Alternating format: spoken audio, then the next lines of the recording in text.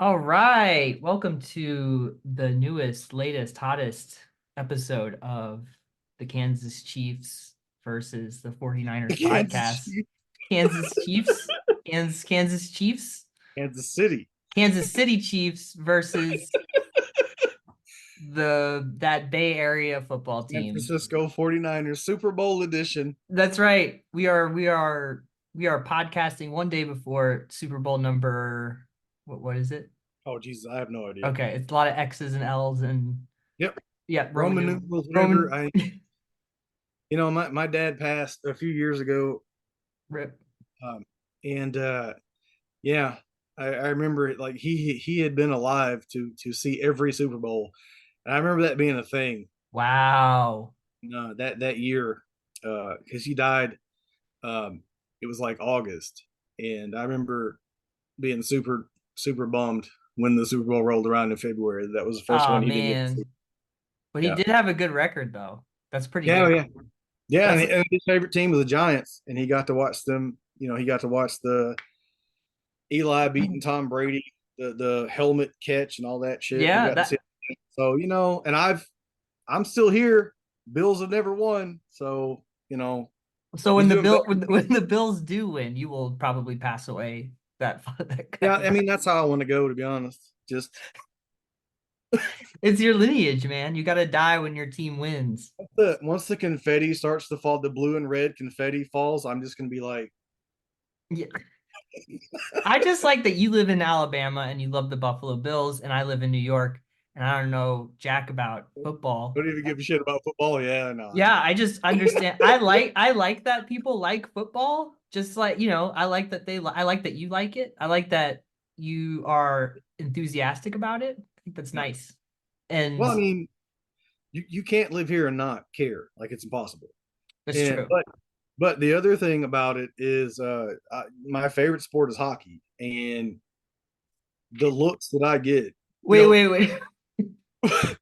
Wait. Did you see that video of Michael Buble at the hockey game? no, So like, okay, I gotta send you. Okay, so I wanted to talk to you about this because I knew you like hockey. But yeah, like Michael Buble has some sort of connection to hockey, like he owns a team or like I don't know what the deal is. But the dude was high on shrooms at a press release after the game, and he's just talking nonsense. And at first when I saw the video, I thought it was like one of those AI like deep fake videos because it was mm, so weird. And then it turns out that it was true that he admitted that he was high on shrooms and he was trying to give this press conference afterwards. And it's the most hilarious thing. So I'll put that in the show notes and I'm gonna send that to you after this. Anyways, go ahead. You love hockey. yeah, and so I work in surgery, and we wear scrub hats and this and that.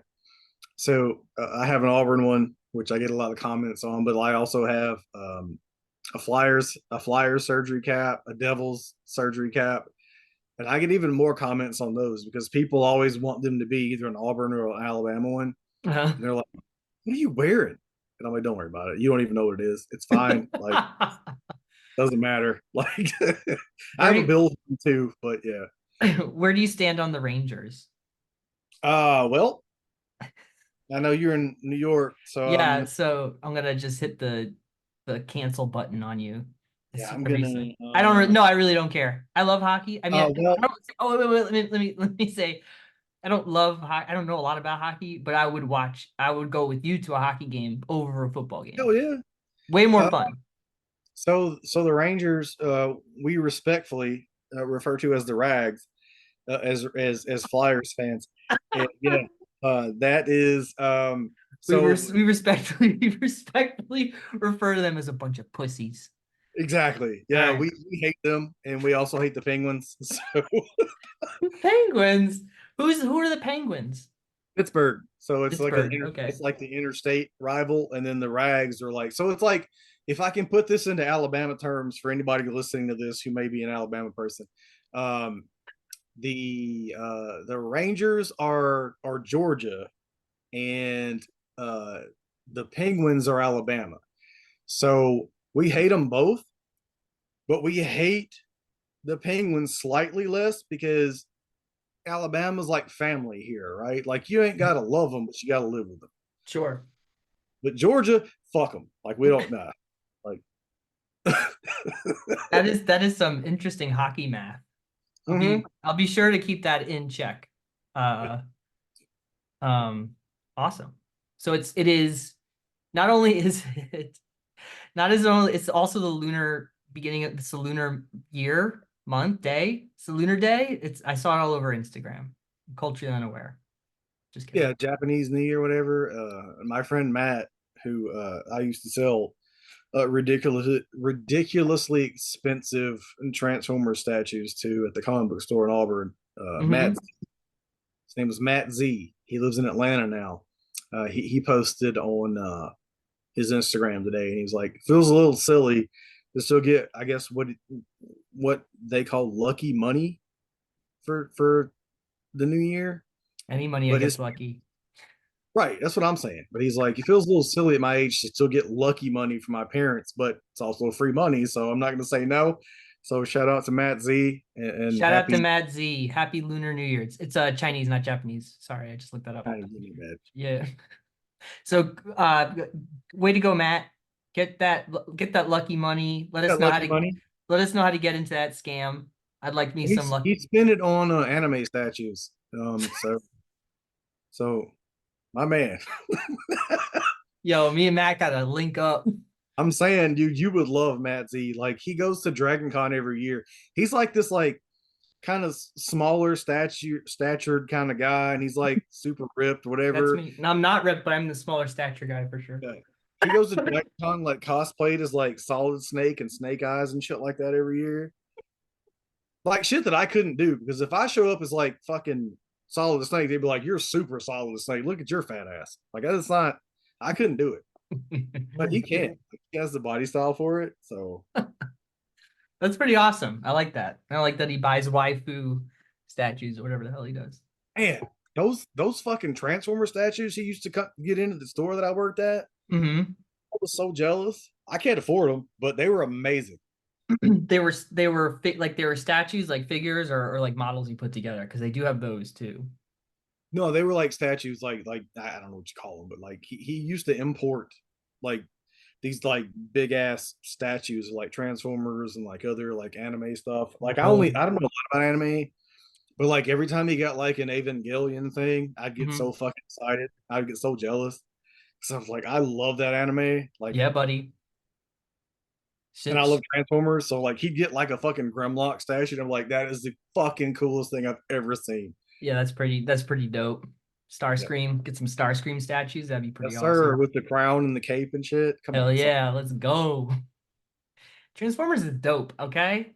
And also, Exactly. I so mean, like the thing that I think is crazy is that Transformers has the like really dope lore that is either shown through the lens of like a children's cartoon show and yeah, or Michael Bay. yeah. Which, you know what I It's the mean? movie. It's the movie, man. Like that movie. First of all, You've got the touch. Dun, yeah, dun, dun, the dun. Yeah, okay, sure. 80. I don't remember what year it It was. it was it was the late 80s, yes. It was a great Yeah, movie. that movie. Number one, it almost like stopped me from ever being taken to a movie again for a very long time because I begged my parents, and I like I said, we didn't have a lot of money, and I've literally in my life I've lived one time in a town that actually had a theater, and that was way later in life. So we always had to go out of town. So like going to the movie was a big thing. Like I Victorian begged, era. You had to get in, you right? had to Yeah, it was the yeah, Victorian bit. yeah, you had to get to the So city by a horse and buggy, and it took like half a day to it get there. it did, yeah, yeah. We had to like churn butter and shit. Like it was a whole. Um, but I begged to go see the Transformers because I was so into Transformers. I was like, I love GI Joe also, but like I was so much more a Transformers kid. And my dad took me, and my dad he worked. He was a contractor. He worked all day at whatever job site he was at, and when he got home from work at like 5 or 6, he went down to his shop in our backyard and he continued to work. So there was like time for like recreation. We didn't do vacation, none of that shit, right? So for him to take me to a movie, that was like an act of God, right? Mm-hmm. And somehow my mother talked him into not working on a Saturday and taking my stupid ass to see that movie. And then Optimus Prime died in like the first 10 minutes. Yeah, buddy. And I fucking cried the whole weekend. And like it was a long time before I got to go see another movie in the theater. All about that all spark, man. That movie fucked me up. It's a good that's a good movie though.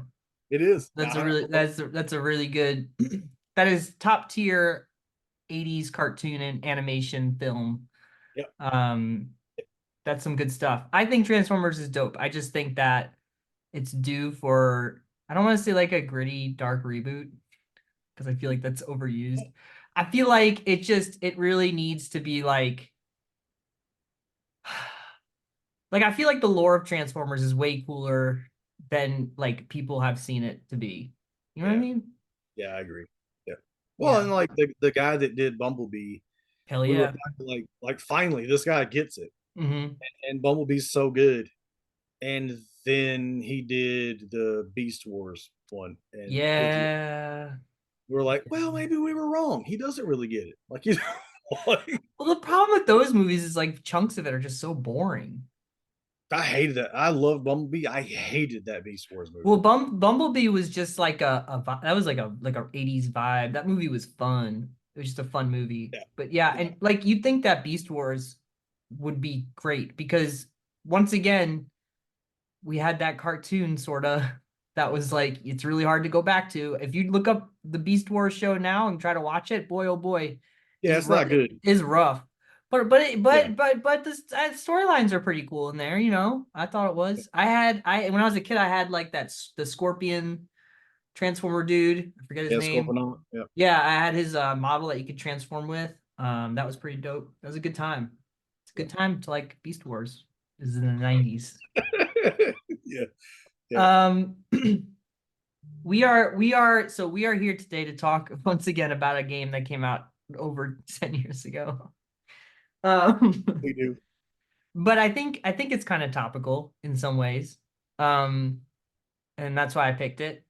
We're going to talk about Max Payne 3, which came out in 2012, was developed and published by Rockstar Games, and was a sort of kind of reboot, not really.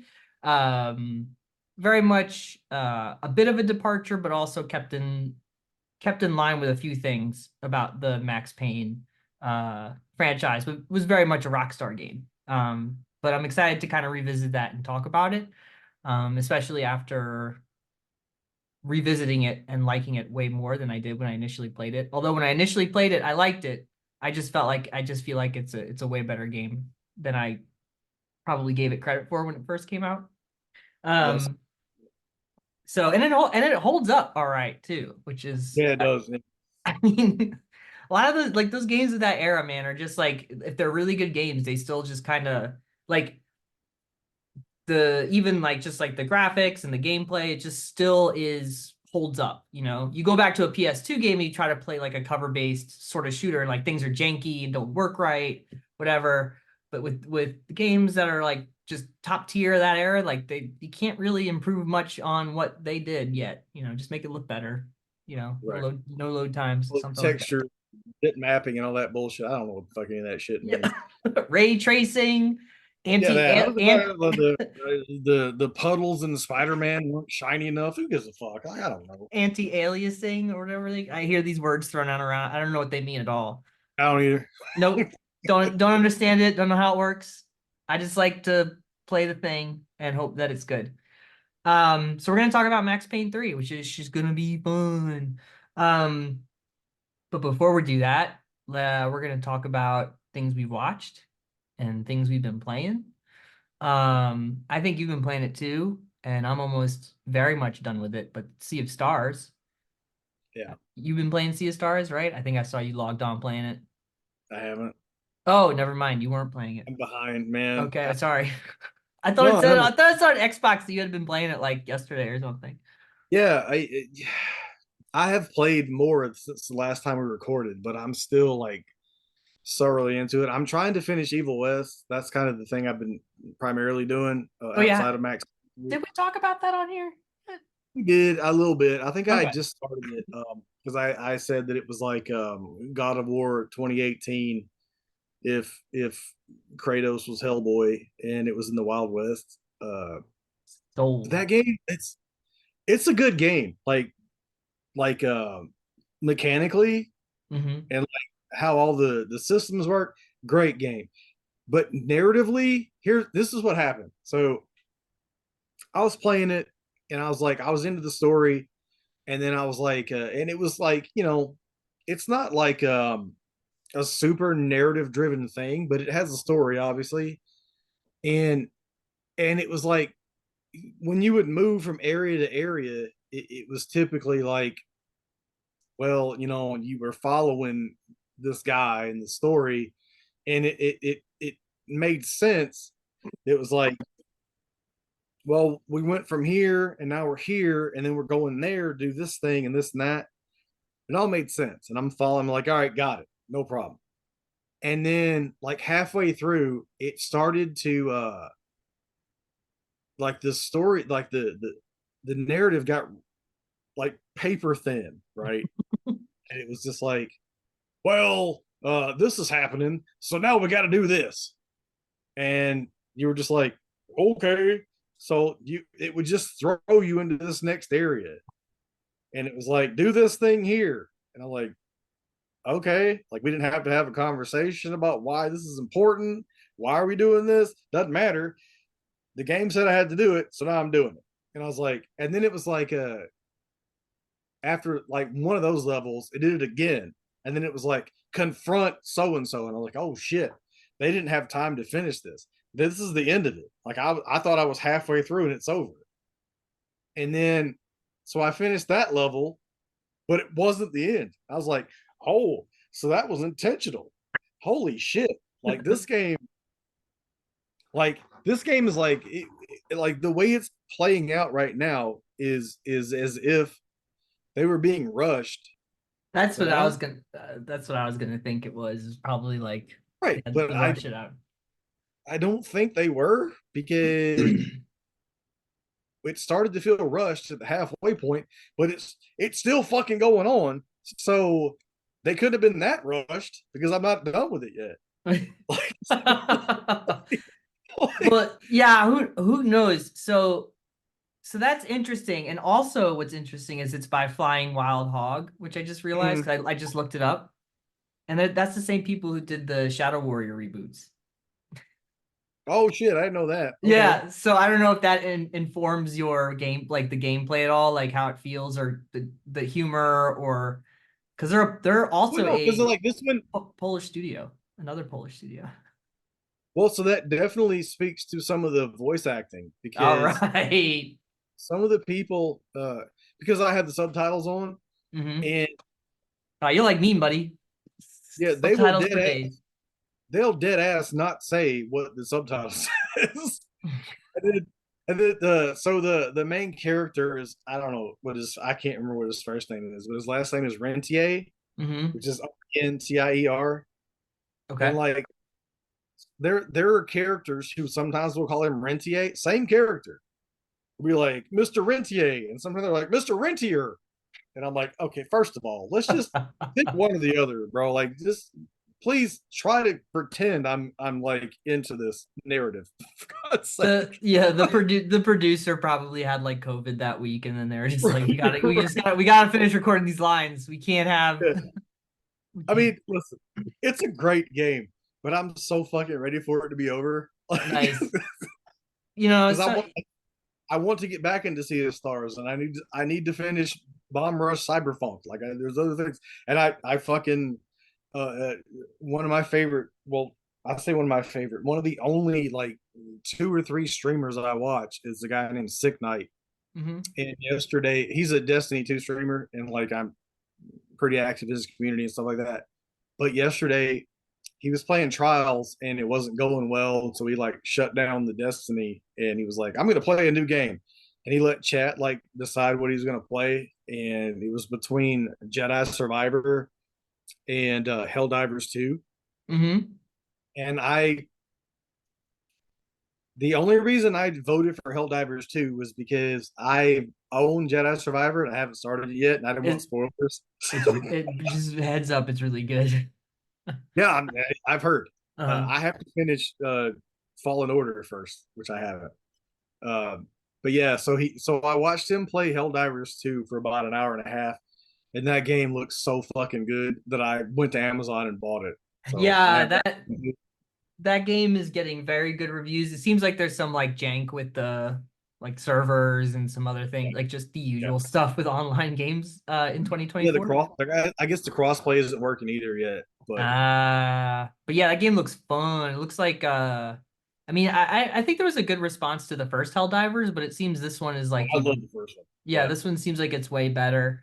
well, And it's this one just they switched the camera to a third person over the shoulder view versus the top down. First one hmm was top, right. and I played a lot of the first one on the PS4 with Binky and a couple of our friends, and loved it.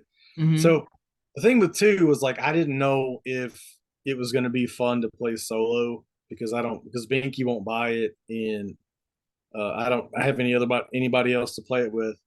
But watching him play it yesterday, he jumped into a mission with a rando, and it was like the most fun I've had on Twitch. And I was screaming at my laptop. I was like, so I went straight to Amazon. So me, I'm old, so I still buy physical.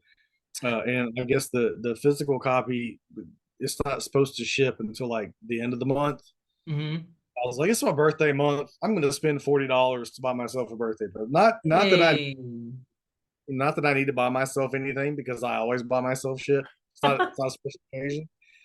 But yeah, so I'll get it at the end of this month. But man, When's your birthday, Mitch? what's the date? Oh, yesterday was the 9th, so next Friday is my birthday. Your Friday's on the 16th. Wow. Yeah, my birthday's February 16th. I'm putting it on my calendar. That's also payday. So you're right under payday. One comes Me first. Yeah. first. One comes first. Get that money. And then we say happy birthday. So what are you wait, are you a Pisces? You don't care about this shit. No, I'm you're not. you're No, still I in, don't care about it. And here's why I don't care about it because no, it's fine. But I wanted that's like at the cusp. Isn't it like at the cusp area? Isn't it's at like the a very end of Aquarius. I'm an Aquarius, and I'm like a okay. day or two away from becoming. My brother's a Pisces. His birthday is March 6th, and so we were so close together, and we're 2 years apart. But like he's a large person, and he always was. So like my mom used to dress us like we were twins. Like people would always think we were twins, Uh, uh, but we're not. I'm 2 years older, and you guys look like a bunch of creepy German kids.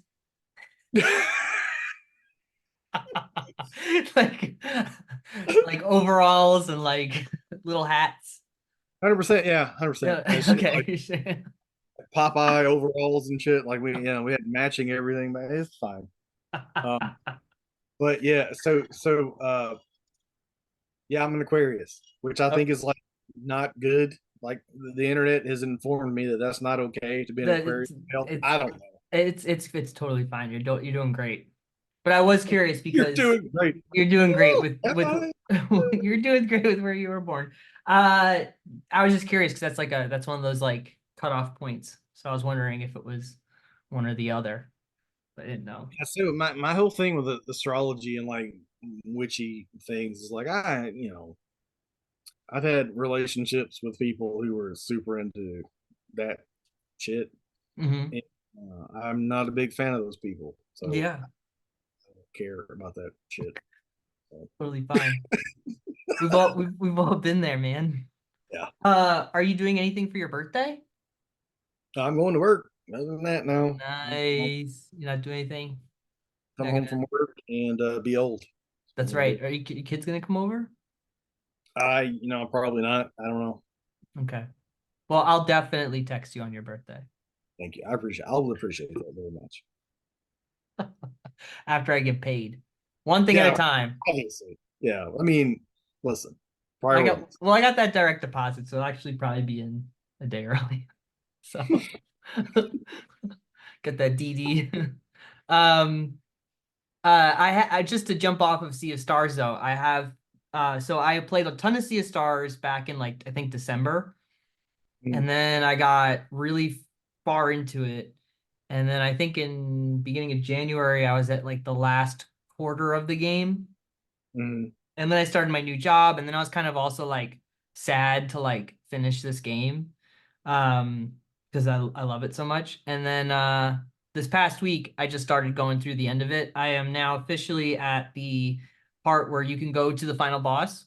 But there's also like uh sort of like end game cleanup you can do now. So there's a lot of like quests and stuff that unlock to get like end game gear, things like that that I wanted to do before I get to the end. I've put 30 hours into the game, and I think I'll probably put another five, I want to say, into it, five or six. Mm-hmm. So still highly recommend it. I think it's quite possibly the most charming little video game I've ever played. Nice. Yeah, it's not incredibly challenging. It's not incredibly, uh, padded out with like story, but it really just wants the person who's playing it to like have fun, which it really just seems like Yeah. that's what the developers had in mind, was that they just wanted to create like a fun experience that was RPG like. Um, and really enjoyed it. And also I downloaded the Messenger because it was on sale. So I'm gonna get around to Yeah, man. yeah, I'm gonna get around to playing the Messenger because apparently, like they said, that the DLC, whenever it comes out, Sabotage puts it Yeah. out. It's gonna be tied into the Messenger, which makes sense when you get towards the end of the game, where you're like, oh, okay, I could see how they could kind of tie some stuff together. So yeah, I'm excited to play the Messenger too. So yeah, and did you play anything? Have you played anything else recently, or not played anything else? No, I will say, we talked about this, I think last time, maybe the time before, but that Rollerdrome game, Rollardome? Rollerdrome, that it's like if Jeff Darrow uh, did the art style for a video game and Roger Corman directed it, uh, it's very much. I thought we talked about it. Maybe we I didn't. don't think we did. Wait, what is it Oh, called? Sorry. Rollerdrome. It's on Game Pass. 100% play it if you haven't. I got Game Pass. I got Yeah, man, Game. you got to play Rollerdrome, dude. It's so good. Oh, I have no idea I've never, dude, I've Oh, never it's heard of so this or seen good. this. Hold on a It's second. so It's good. like, oh man, yeah, I love the I guess the cover art Yeah, looks yeah, like it's like Jeff Death Darrow. Race. This looks like Death Race or whatever, right? Is that what they're going Exactly. for? I Yeah, play it. okay. Jeff Darrow, who did like what's that comic? Shaolin Cowboy. Yeah. If, Oh, if Jeff Darrow you or got this Keith dude. Giffen. Wait, sorry, you go ahead. I'm just No, these and pic. like I said, if Jeff Darrow or Keith Giffen, if you know who I'm talking about, that art style, and then like Uh-huh. Drew Corman directed a video game based on that art style, it's this Sure. game. Yeah, there's a picture of a dude. I think is it a dude or a woman who's the character? I don't know. She's a woman. Yeah, It's she's a woman. okay, it's a woman who's doing a grind on rollerblades holding Dual two pistols. yeah, dual Yep. pistols. Yep. So Yep. that's the type of video game. That looks like what we would call a video game. It is. It is Yeah. absolutely 100%. oh, and they even box grinds triangle, front side slide is right triangle. Is it on it's on Game Pass, you said? It is on Game Pass, but also it's free on it's for PS Plus this month. So if you have a Okay. PlayStation, you can also get it for free. I don't have a PlayStation, but after next week I might have to get a PlayStation if Xbox decides not to make Well, it's still on Game Pass, so you can still play it. console Uh, anymore. it's Yeah. so good. It's so good, man. It's like this dystopian kind of Running Man like future where like there's this like sport where people enter this like these arenas on roller skates with weapons, and like they skate around, do tricks and shit like that, but they're like being shot at and shit. Like it's The such a Roger Corman like death race kind of movie. Yeah, the year is 2030. In a world where corporations rule and the lines between reality and performance are blurred, the public are kept distracted by the violence and excess of a brutal new sport, Rollardome. Will you have Mhm. what it takes to become the Rollardome champion and unravel the mysteries behind the Matterhorn Corporation's true intentions? Dude, it's so good. It's so good. It's hard as fuck, but it has like options where you can like turn off some of the stuff that makes it super hard. So Hmm. like because like the way that it works is you have to like do tricks and stunts and shit for ammo. Like so you have your dual Just like in pistols, real life. obviously you have your like dual pistols, you have your shotgun and this that whatever, but you can only shoot so many times, and if you're not like gleaming the cube, you don't have ammo. So you have to like do like kick flips and shit like all these like different stunts, and that's how you refill ammo. Hmm. And then like dodges and like there's like like they're like snipers who will like draw a bead on you, and like they have their sights on you, but as long as you're like doing your like tricks and stunts and shit, it doesn't matter. But like the sights will turn white, and if you hit the dodge button while they're white, then you do like a perfect dodge. Then it gives Hmm. you ammo and like you can like shoot back at them and stuff. Like it's so fucking good, man. It's hard as shit. Don't get me wrong. Like it's super hard if you don't fuck with like the uh the options where it's like you can turn off like having to do tricks for ammo. You can turn off shit. My phone just fell. You can turn off. You can That turn off like because it had like every like map or arena has certain challenges, and like that's you kind of replay it to try to complete the different challenges, and like maybe this time I'm going for this thing, and maybe the next like time I'm going Tony to Hawk, play like Tony Hawk. exactly that. It's exactly like that. But you can turn that shit off. You can turn that requirement off to like get to play the next one, so you can just keep going. And I wasn't doing that initially. I was just playing the game, and I was having such a good time. I was like getting better times, and I was like making more money, and like I was going through it and like doing the different challenges. And then they dropped motherfucking mechs on me. And I was just like, you know No what? way.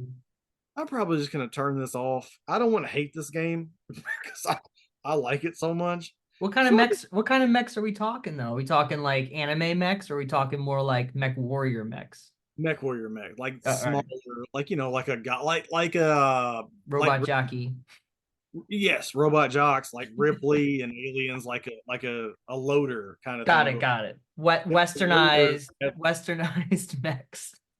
yeah, like if the loader from Aliens, would instead of like, just having like clamps, had fucking bazookas on the arms. All Like, right, sure, yeah, yeah, yeah, I got it. That's cool. But yeah, it sounds like it could get hard it's a switching great to. game. It gets super hard. There's like, and it's funny because you can play it for a while before that becomes a thing, and like it's one of those things where like the difficulty curve is so like jarring that you're just like, oh, gee, hey, whoa, like wait a minute, like I just got good at this other shit, and suddenly there's this. Like, no, How dare you? How dare you increase the right. difficulty in this video Yeah. game? Like, I mean, not that, but I'm just saying, if we're progressing because they get harder as you go, but it's Mhm. like, it's like you're introducing now there's snipers, now these guys have shotguns, now there's this mech, and I'm like, whoa, hey, ho, hey, jeez, I still have dual pistols here, bro. Like, what the fuck? Like, wait a minute, like, You you know, definitely can't take down a mech with dual pistols. Last exactly. So last I I was like, checked.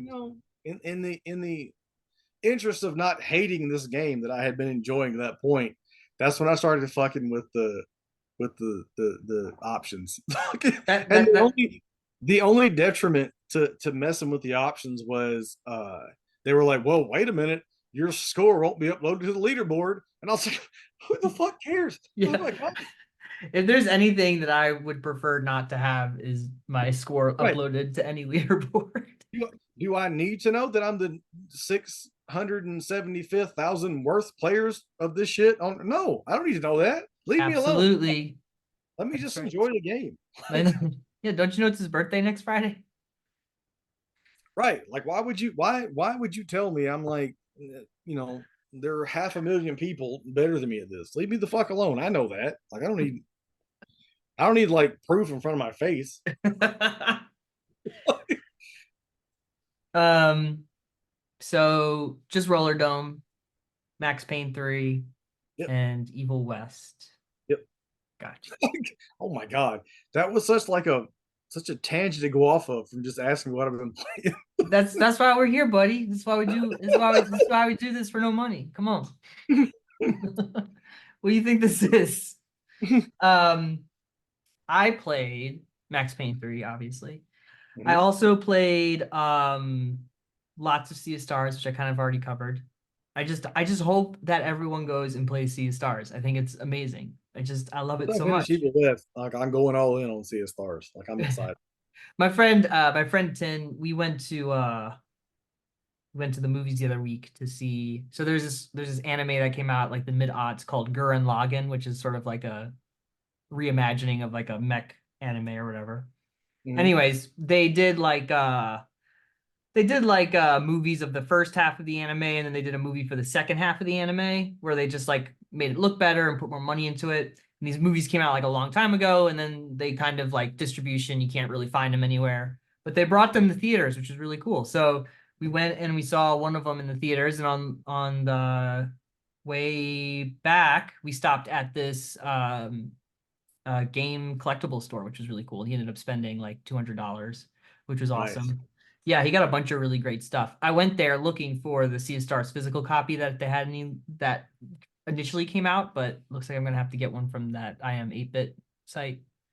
Just that, and then like I think Amazon and Best Buy put up pre-orders too. I don't know if it's just from that 8-bit thing, but it's yeah, there's more coming. Yeah, they seem to have gotten pretty popular, so that's really cool. East End Gaming on Long Island in I forget what town it's in. It's in one of the towns. But it's about mid island or so. If anybody's listening on Long Island, it's a great little shop. They have a lot of great things there. I loved it. Nothing like looking at a bunch of old Genesis cartridges and smelling them. Some good stuff, buddy. Yeah, looking through some old Nintendo Powers from the Oh 90s. man, yeah. Yeah, this is good. It was great. And while we were there was a Magic the Gathering tournament going on. So yeah, so it's pretty cool. These guys, you're just like watching these guys. They're just like just all in it. It was great. It was a really good time. I love So it. Like the comic book store I used to work at in Auburn. Uh, on Fridays, he would do Magic the Gathering or Hero Clicks tournaments, mm-hmm. and like Auburn's a college town. I know nothing about that shit, Mm-mm. but it was so fun to like be there and watch people that do care about that stuff because Uh-huh. the people that care about that stuff they really care about it. Yeah, It's they really care about it, and they're clearly having a great time, and everyone's being like yeah, super cool and supportive and friendly and nice. yeah. It was really nice, you know. It was so fun just to be there and watch it. Yeah, smelled it's like a lot of like smelled a lot like cigarettes and weed, but Oh yeah. just hang out with them, man. That's their life. I don't come in there to judge them, all right? Oh hell no. They want to smoke their cigarettes. It's fine. I was just there to sell them booster packs and like $1 for a fucking a can of Dr Pepper if they were thirsty. Like Nice. Nice. Yeah, these guys had like they had all kinds of things. I'm trying to remember what my friend Tin got. He got a copy of like he's looking for Pokemon Emerald, I think, and then he got a copy of one of the Final Fantasies that came with Chrono Trigger on the PlayStation. Like they got like they put oh Chrono they had Trigger. like the demo of Chrono Trigger yeah or whatever No, yeah. no, they like put like the Oh full SNES Chrono Trigger on a disc with Final Fantasy 4, like one of the SNES okay Final Fantasies, so you could play either game. yeah And it's like kind of I don't want to say it's like super rare, but it's like worth picking up because it's really cool. yeah But they had a lot of really great stuff there that I could end up I didn't spend any money because if I started to, it wouldn't stop. I know. Like they had like yeah. they had an OG Xbox on sale for $120. And and they also had I mean $120, not $1.20. People get confused when I say that. It's Right $120. right But they also had like a really all the great like OG Xbox lineup games there to buy in great condition. and I was tempted. That's kind of like that's the problem, man. Like when I got back, the YouTube channel, the Game Chasers, Hmm.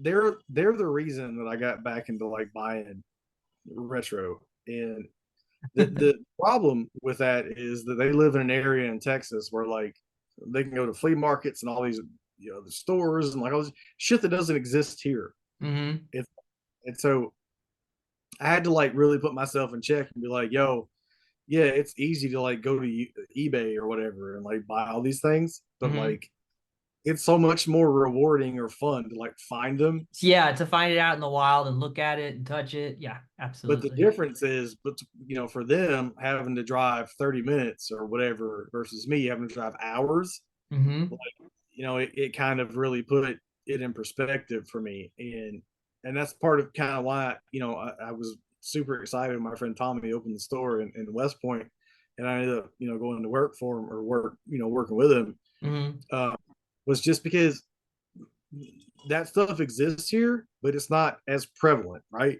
Yeah, sure. So Sure.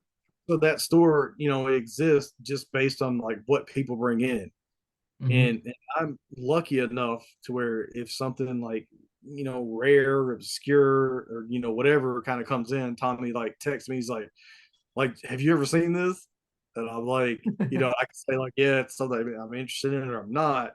So I kind of get like dibs on some of that stuff, and that's how part of how I've built my Dreamcast collection that I have.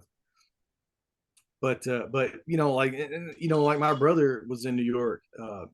He lived there for years, and I was like, when I started doing this retro game shit, and I was like, hey, you have like more opportunity than I do. So if you Do your find part. your, Yeah. find yourself in the store, I'm looking for this and this and this, and he didn't give a shit. He was like, I don't know, I don't know. That didn't really pan out, but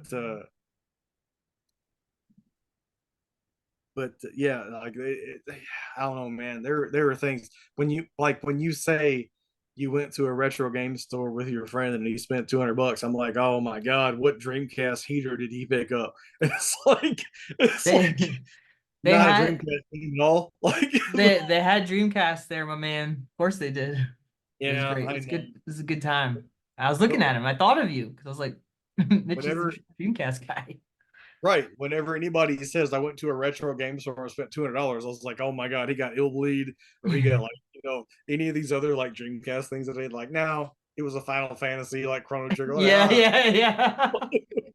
You're like everybody gets that. So vanilla yeah, of I don't you. know what to fuck Yeah, about that. What do you get yeah. on the Dreamcast? Nothing. I'll suck him.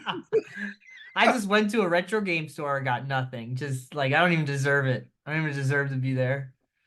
But anyways, the point of my story, which I was somehow working my way around at some point, was that I got my friend Tim to play Sea of Stars. And Oh, nice. since that whole drive and everything and what we were doing, and he's really enjoying it. And he's also saying that it's just charming. I think that's just the whole what you just say to yourself every 10 minutes. This is charming. This is charming.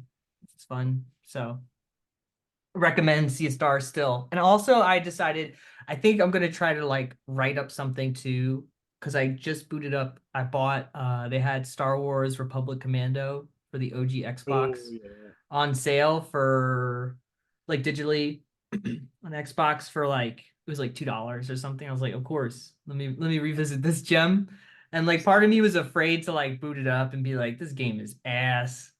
Let me tell No, you, it is not ass at all. It is still very good. It's dated, sure. There's a lot of stuff in there that it's an Xbox shooter for whatever 2002 or whatever it was. But like well, the I, squad commands are still cool. The yeah, story's great. Like yeah. it's good Star Wars. That's good Star Uh, Wars. that That's one, no that one will always have a place for me. I have a story for that game. So, what was the story? Was it would you play with well, buddies? well, no, so real quick. The first online friend I ever went and met in real life was a guy named his tag was the Frozen one, and he lived in Hmm. Tennessee. And I went. uh, I was married at the time, and I had my son. My was born, so it was either like oh 05, oh 06 maybe. But we got in the car and we went to Murfreesboro in Tennessee to hang out Nice.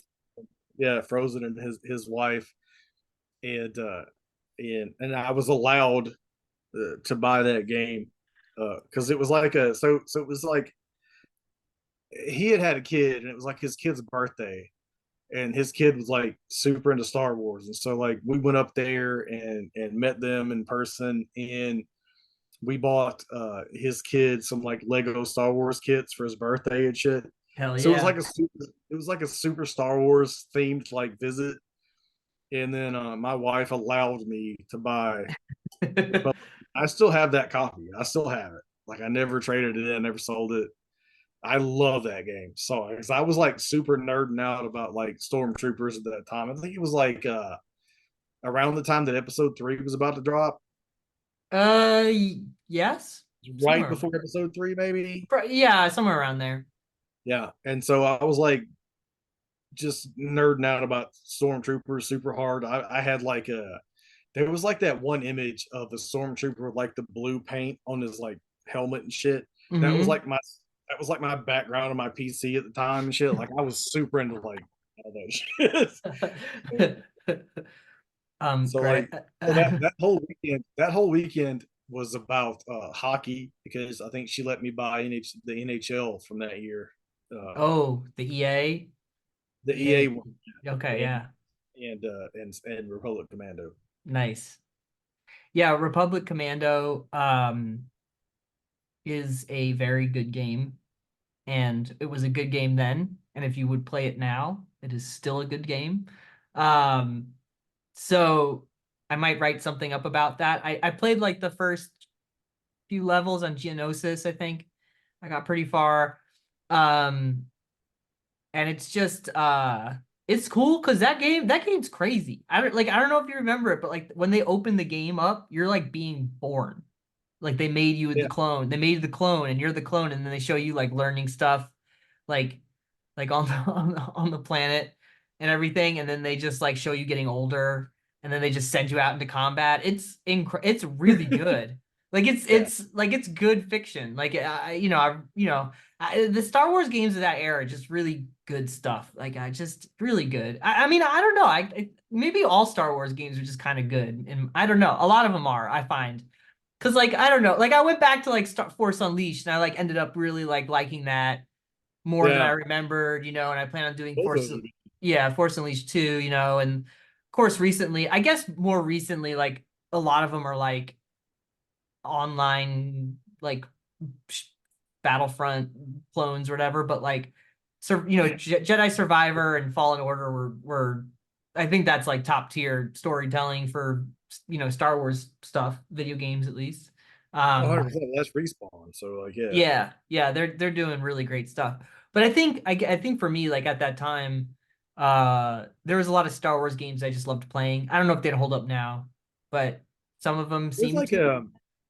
isn't there like a some collection coming out, or like it's already out maybe on like the Switch stuff? Like, Yeah, so they're putting out like Jedi Outcast, I think, and like they like 1 and 2 and some other and the KOTOR games, so the Knights of the Old Republic. I think yeah, they're just up-resed ports. I don't think that they're yeah, like, yeah.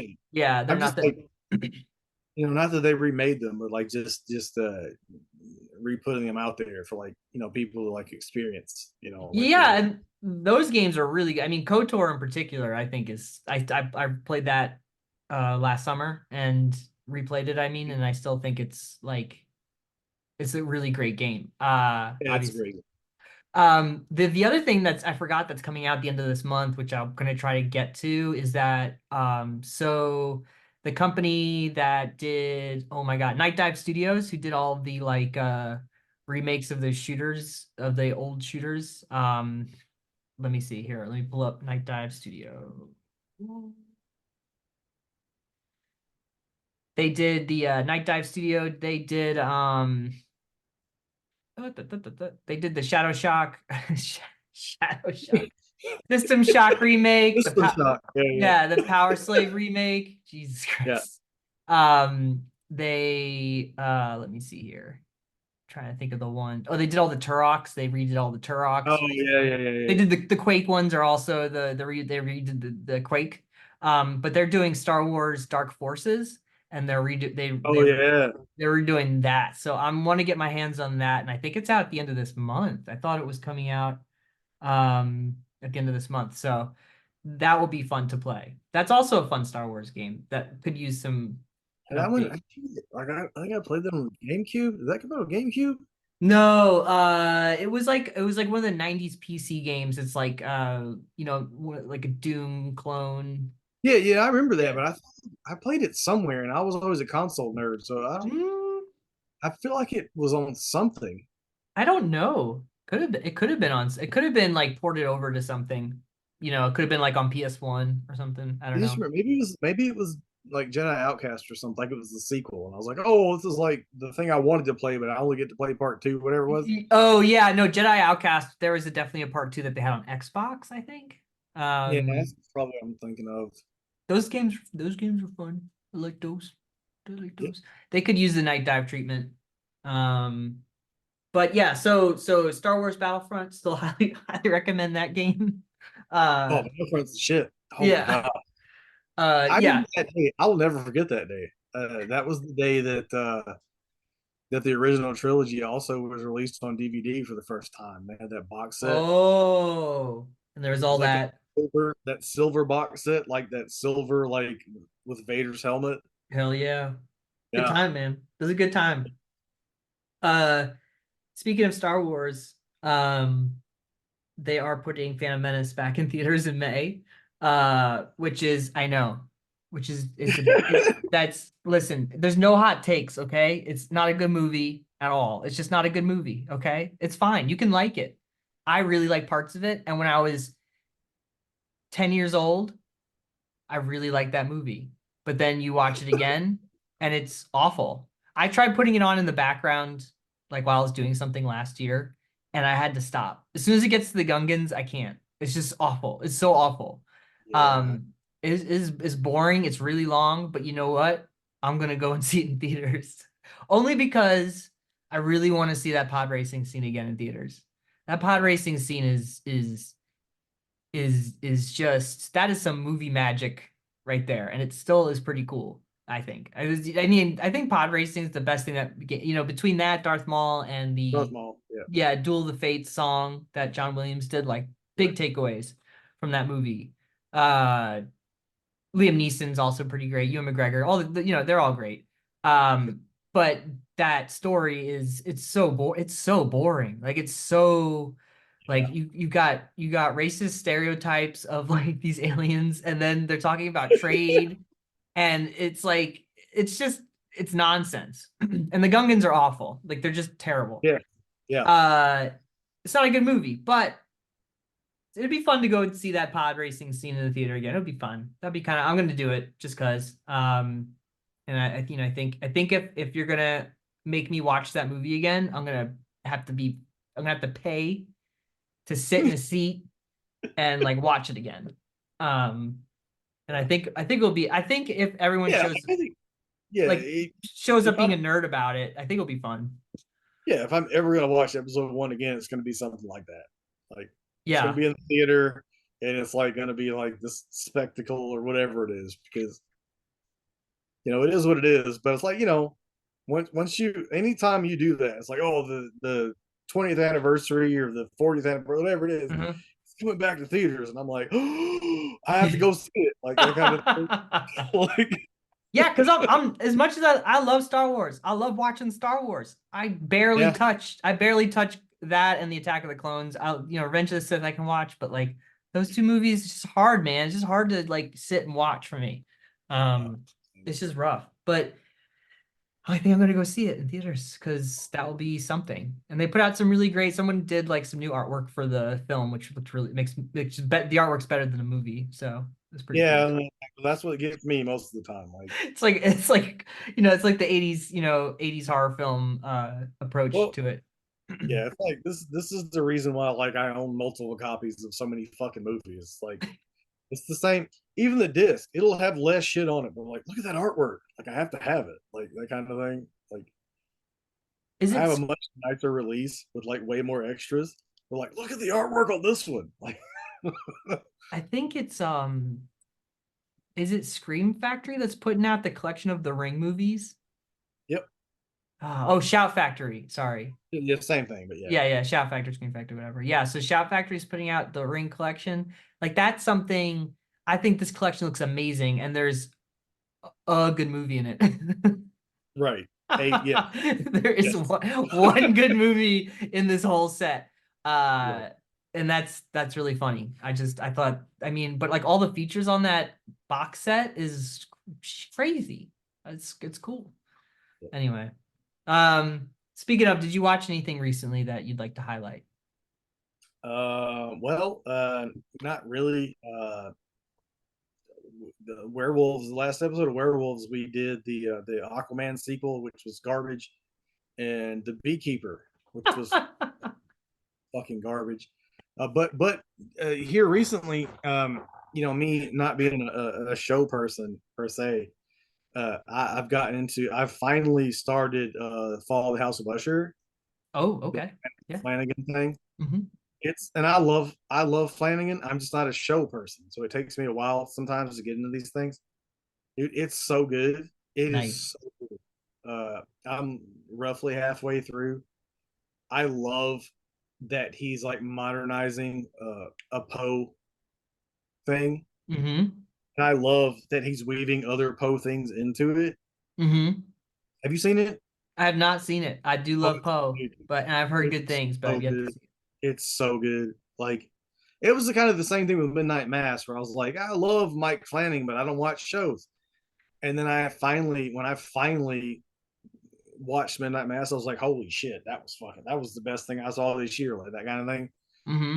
I'm, and not that I don't know that it will hold up for the rest of the year, but so far it's the thing I'm most into for 24. Like 24 so far for me, it's funny. I was like the best movie that I've seen this year so far is a black and white version of my favorite movie from last year. Oh, the Like Godzilla. Yeah, right. I went and saw minus one, minus color, and I was like, Jesus Christ, that was the best thing I've seen all year. And I was like, damn, that kind of sucks. But I mean, it's February, bro. We got time. You know what I We mean? we So de we definitely have time, and the yeah. Phantom Uh, Menace is coming out in May in theaters, so hold your See, horses. I But mean, who knows? Put that shit in black and white. We'll see what happens. if But wait, whoa. That is a triple A thought right there. Can we put Phantom Menace in black and white and make it look like a Kurosawa film? Because exactly. that would be a great. Wow. Yeah. I would very much like that. So Yeah. that would be cool. I'd be down. Cool, Yeah. man. But I mean, that's basically it. I've been, I got, I know that, Issa Lopez did the new True Detective season, Oh and yeah. yeah, I love her. I don't love True. I very much liked the first season of True Detective. I did not like the other two. Uh-huh.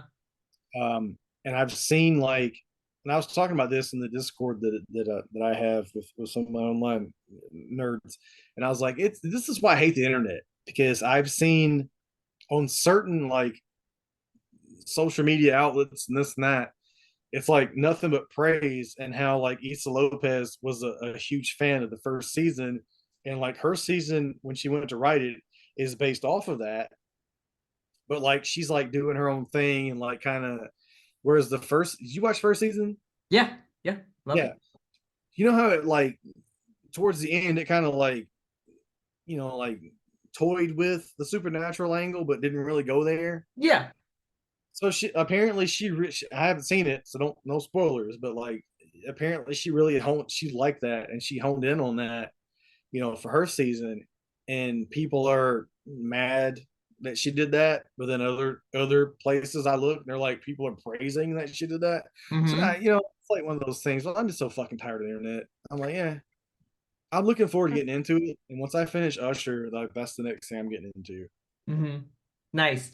Yeah, I would like to check out that new season because I've heard from people who I like, because I don't really all of it is sort of like a publicity machine more than anything now. So I tried I don't really, unless I like really know who the writer is and or uh is a friend of mine, it's really hard to gauge like Exactly. what kind of circuit we're got going on. Like, you know what I mean? Right. So I've heard good things from people who I know that whose taste I trust. I've Mm. heard mixed things too from people whose I feelings I trust. And Okay. so for me that's a good go though. I mean, like for me, like even if they're mixed, that could mean I'll probably really like it, you know. And Yeah. Right. regardless, Yeah. I like you see like Jodie Foster Yeah. check out some weird shit, you know. Right. I mean, it's one of those things. It's like even then, like if I, if it's mixed, but it's like not mixed because of the internet, and it's mixed because of like people who I know on the internet or like I know online or whose people's opinions I'm interested in. If it's something that's mixed between like people like my friends, that almost makes me more excited because I don't know which side of the fence I'm going to land on. Hmm. Yeah, no, for sure. I think that like with I mean I think I think with anything, you know, and this will actually, so I saw the new Miyazaki movie yesterday, Mm-hmm. The Boy and the Heron, and that was a Mm-hmm. movie that I heard great praise from people who I know like Miyazaki movies and heard really mixed things too. So when I went to see it, I understood what they meant when they were like how they felt about it. Because like for the first half of the movie, it feels like nonsense. Like things are happening that don't make sense, and you're like, this is I'm not grounded in like a narrative. Like Miyazaki's movies are like very can be very fantastical. Yeah. You know, and like have like a fairy tale feeling or like, you know, like very imaginative, but yet there's usually like a story in there somewhere that's like a through line through that like makes you feel grounded while there's like, you Right. know, a cat bus or whatever else going on. Right. Right. So like with this one it definitely felt more like just random nonsense, and I was like, okay, now I get why these friends who I had would have mixed feelings on it. But once it got to the end, I was like, oh, I actually came around and really liked the movie because I saw where it eventually got. But it's a movie that requires you to like hang in there. And I don't think people really Right. like that kind of like, sometimes cannot like that feeling of like work, you know, at the first half.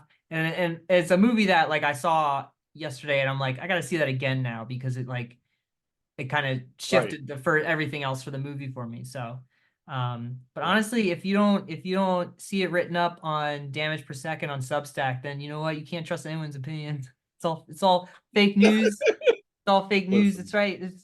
It's really um and oh, what else did I see? Oh, I saw American Fiction, which Mm. is which I really liked, which was funny because it's a lot about publishing, which is I'm in the business of misery. No, I'm in the business of books. And it's a lot about exploiting black voices for profit, which is really funny. Oh, Yeah, and it was interesting because it's like it's Jeffrey. Do you know who Jeffrey Wright is, the actor? yes, 100. Yeah, yeah. Yeah, yeah, I love Jeffrey Wright. So he's the Hey, main, yeah, he's the main character in there. And honestly, like the parts where he's just hanging out with his family at this house was more interesting to me than like the commentary on publishing, which was like it was funny, but like the drama of his family and like their dynamics was way more interesting to me. yeah. Highly recommend it. It's a good movie, very good. If you're a big Jeffrey Wright fan, you get a lot of good Jeffrey Wright, just 100% like my man. I love that guy. Yeah, he's great. Yeah, and then the other movie I saw, which was like the feel bad movie of all, one of the feel bad movies of all time, I think now, is the Zone of Interest movie. I don't, do you know, have you heard about that? No, I don't think so. Okay, so so the story is so Zone of Interest is a movie that is based off the novel Zone of Interest by Martin Amis, who was a novelist who died a few years ago or last year or something. Anyways, Zone of Interest is about a SS commander who lives next door to Auschwitz, and he oversees Auschwitz. and he lives with his family like on the other side of the wall in this nice little house. And the movie is just depicts him and his family hanging out at the house, not Auschwitz. Doesn't show you what's on the other side of the wall, but you hang out with the Right. family with like stuff going on, and you hear stuff going on over there, and you see like the smokestacks from where they put the bodies and everything. So Mm, you're watching this German like household basically, and dad would come home from work at night, then dad goes to work in the morning, and you're just hanging out with this family and like the kids playing in the yard while you hear like screams next door. And it's like it's so unsettling because it's so matter of fact the way that it's presented. The way that Jonathan Glazer films it is that he has like cameras kind of set up and it feels very like voyeuristic, and you're just kind of hanging out with this family. And it doesn't like there's no overacting, there's no like crazy like dramatic moments or like anything. The movie is like trying like none of the characters are like none of the screenwriters inserted their voices into these characters. It's all very like this is probably how these people were. And right. it's so awful because it's also based off of the guy, the SS officer who it's based off is his name is Rudolf Haas, and he was the guy who was at Auschwitz, and then he leaves Auschwitz. His family stays at Auschwitz. He leaves Auschwitz. He goes and he is the one who basically is the logistics manager of getting the 700,000 Hungarian Jews to the camps. So you see like his moving up in his career, and it's just incredibly to see like a presentation of how people. I mean, it's not like a topic or a thing that we haven't gone over in books and media before, but to see like a group of people just like talk about eradicating a whole group of people so like this is their 9 to 5 is like Yeah. it just blows your mind. But the way that they filmed it is so uncomfortable because it doesn't feel like a movie. It feels like you're just watching these people go about their day. um and it's crazy. So the end of the movie kind of ends with Rudolph Haas going down the stairwell into the darkness or whatever, and then it just cuts to black, and that's the movie. That's it. That's it. That's all you see. But one of the things they do right before the movie cuts out is as he's walking down the stairs, he just got tasked. He's just got promoted, and he's going to be taking care of the 700,000 Hungarian Jews. And as he's walking down the stairs, he starts like throwing up because it's like Mm, setting in like what it is, and then the movie does like this really weird thing where it cuts to current day, and you see the people who are opening up the Auschwitz museum, and they're like sweeping and stuff like that, and you see like uh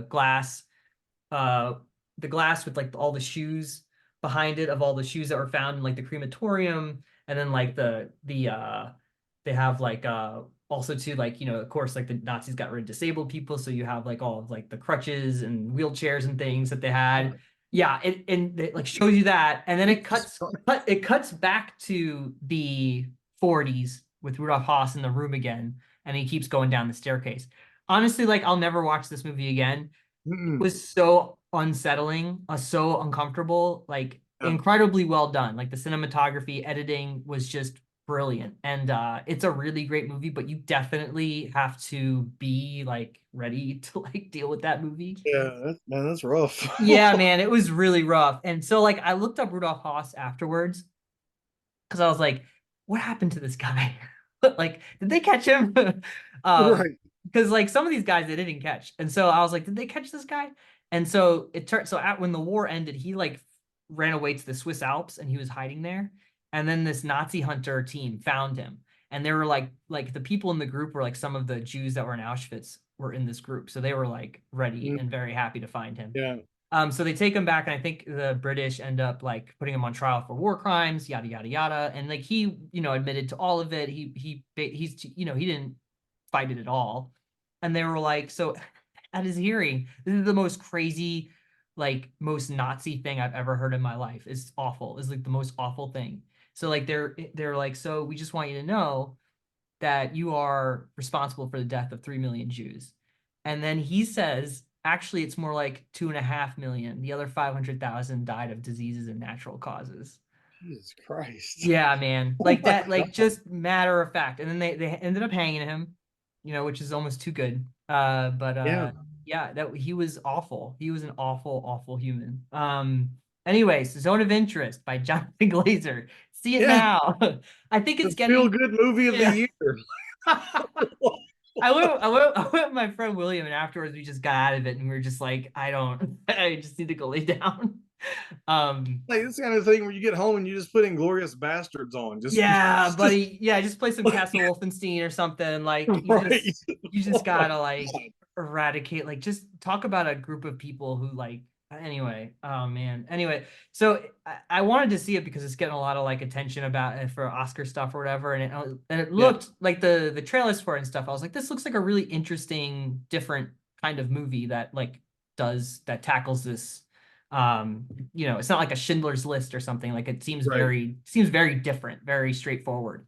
And Yeah, boy, yeah, I think straightforward is probably more harrowing than anything Hollywood. 100%. Yeah. It was just like, whoo, yeah. Not So that not that that's subject matter that I need glamorized, but at the same time, good lord, yeah, Jesus Christ. yeah, no heroes, no nothing, man. Yeah, It was rough, buddy. Anyways, so I think we'll end there on movies we watched recently. yeah, please. And we're going to talk about Max Payne. Oh, the one thing I did want to talk about, though, that I thought was really funny that happened is that our last podcast, we talked about Spec Ops The Line. Remember, Mitch? Yeah, I do. You remember that? You remember we talked I do about, remember Spec Ops. yeah, it's talk about feel good games, feel Yeah, good. Yeah. yeah, Well, it was really funny. And I did a little bit of a write up on this on the Substack. Is that, well, first of all, okay, so what happened is that Spec Ops The Line was delisted from digital storefronts like a week, or no, not even a week. I think it was like a few days, like it was like the week after we did the podcast. yeah. It was like within days. Yeah, Yeah, so what happened is that 2K, the publisher, pulled the game first from Steam, and everyone was like, "Hey, what's going on?" And then it was pulled from every other storefront, including Good Old Games, GOG.com. So you can't get it digitally anymore anywhere. So the only way you can play Spec Ops: The Line now is with a physical copy. This was really funny because I had to buy a digital version of Spec Ops: The Line weeks before we did the podcast because I didn't have a physical copy of it. right. And if we didn't, if we had put off this podcast, I never would have gotten around to it. So, I'd have to order a physical copy. So, obviously, once again, physical media rules. We know this. Mitch knows this. Yes, sir. It is also one of those things where video game publishers don't care. They will never care. The reason why it was pulled was because they had some licenses were up for renewal or something that had expired in the game, and they just didn't feel like paying money to repurchase those licenses, and they just pulled the game. And that's because really it didn't make any money. I mean, the game didn't make any money. It wasn't worth them like reinvesting that money to keep it around. And it was really just a business. Like it makes sense, but it's also one of those things that's like really crazy because I think unfortunately, especially with that game, like I think that game is so important and interesting that they just that now that it's going to have a harder time to get a hold of. Maybe it might boost its cult status. Who knows? I don't I know. think so. Yeah, I think so. It's just disappointing that something a game that more people should get their hands on now can't, and Hmm. it just comes down to fucking like music, I guess, or Yeah. something like that. Mhm. That's so fucking lame, dude. Yep. Yep. Yeah, and like the developers at the Jaeger studio, they were on Twitter, obviously bitching about it because that was their game. But there's nothing that they can do. They don't own it. So yeah, it sucks. So um go out there and get physical copies of Spec Ops: The Line if you can and play it. It's a good game. Your copies of that will only go up in value now. Might be worth like $500 soon, dude. You don't know. Could be. I mean, listen, there are Dreamcast games that I'm still after that are 300, $400. So Hell yeah. you Power Xbox 360 Power guys. Stone? Is it Power Stone? I have Power Stone 1 and 2. Those are expensive games, but this is funny. So there's a this is a whole different thing. It doesn't matter. But this is a funny thing. One of the most expensive Dreamcast games right now is a game called Cannon Spike. And What's it's it a called? Capcom Cannon Spike. Okay. It's a Capcom game that was like what would be a twin stick shooter now, Uh-huh. but the Dreamcast controller didn't have twin sticks; it just had one stick. Mm-hmm. So you had to like manipulate like the triggers and then the stick and this. But it doesn't matter. It's a Capcom game, and I remember when it came out. Me and my roommate at the time, Gene, we had gone to Best Buy on like a Sunday, and it was a brand new Dreamcast game, Capcom Dreamcast game, and they had it for $20. And it was so cheap that we both bought a copy, and then we only had one Dreamcast at our apartment. But it was just like you just didn't see that back then. Like a brand new game, $20. Come on, 20, son. We 20 bought bucks. Yeah. that game is upwards of $400 now. Nice. And I don't have it. So Oh, what'd you do, man? You had two copies basically. yeah, so those apartment days for me back then was like if I wanted new games, I had to let GameStop rate me the Oh, right. Yeah, it was games good that I times. owned. Yeah. Yeah. So they Yeah. gave me $11 for my PS1. I'll never and I had to let them do that to me because we were going to a concert. I didn't have a ticket. And so I didn't have the money. So I had to let GameStop give me $11 for my original PS1 Oh no. to get my ticket. So, It's yeah. so sad. I wish Mm-hmm. I had my original PlayStation. I love that little thing. It was Yep. so good. Yep. Oh man, the things we did. Yep. It's okay. You can't. Yeah, they don't care anymore. It's all Fortnite now. That's all it is. It is. It It's is. gonna Well, be, yeah, Disney it's like Fortnite, Fortnite and then Disney, right? So they're like Disney wants to create this like like on live service live thing. service online Yeah. hub where you can like play Fortnite, but also like look at Star Wars shit and all this. And I'm like, if if they want to give me the ability to fire proton torpedoes up Fortnite's blowhole and eliminate that shit from the world forever, I'm in. I'm in. Bruh.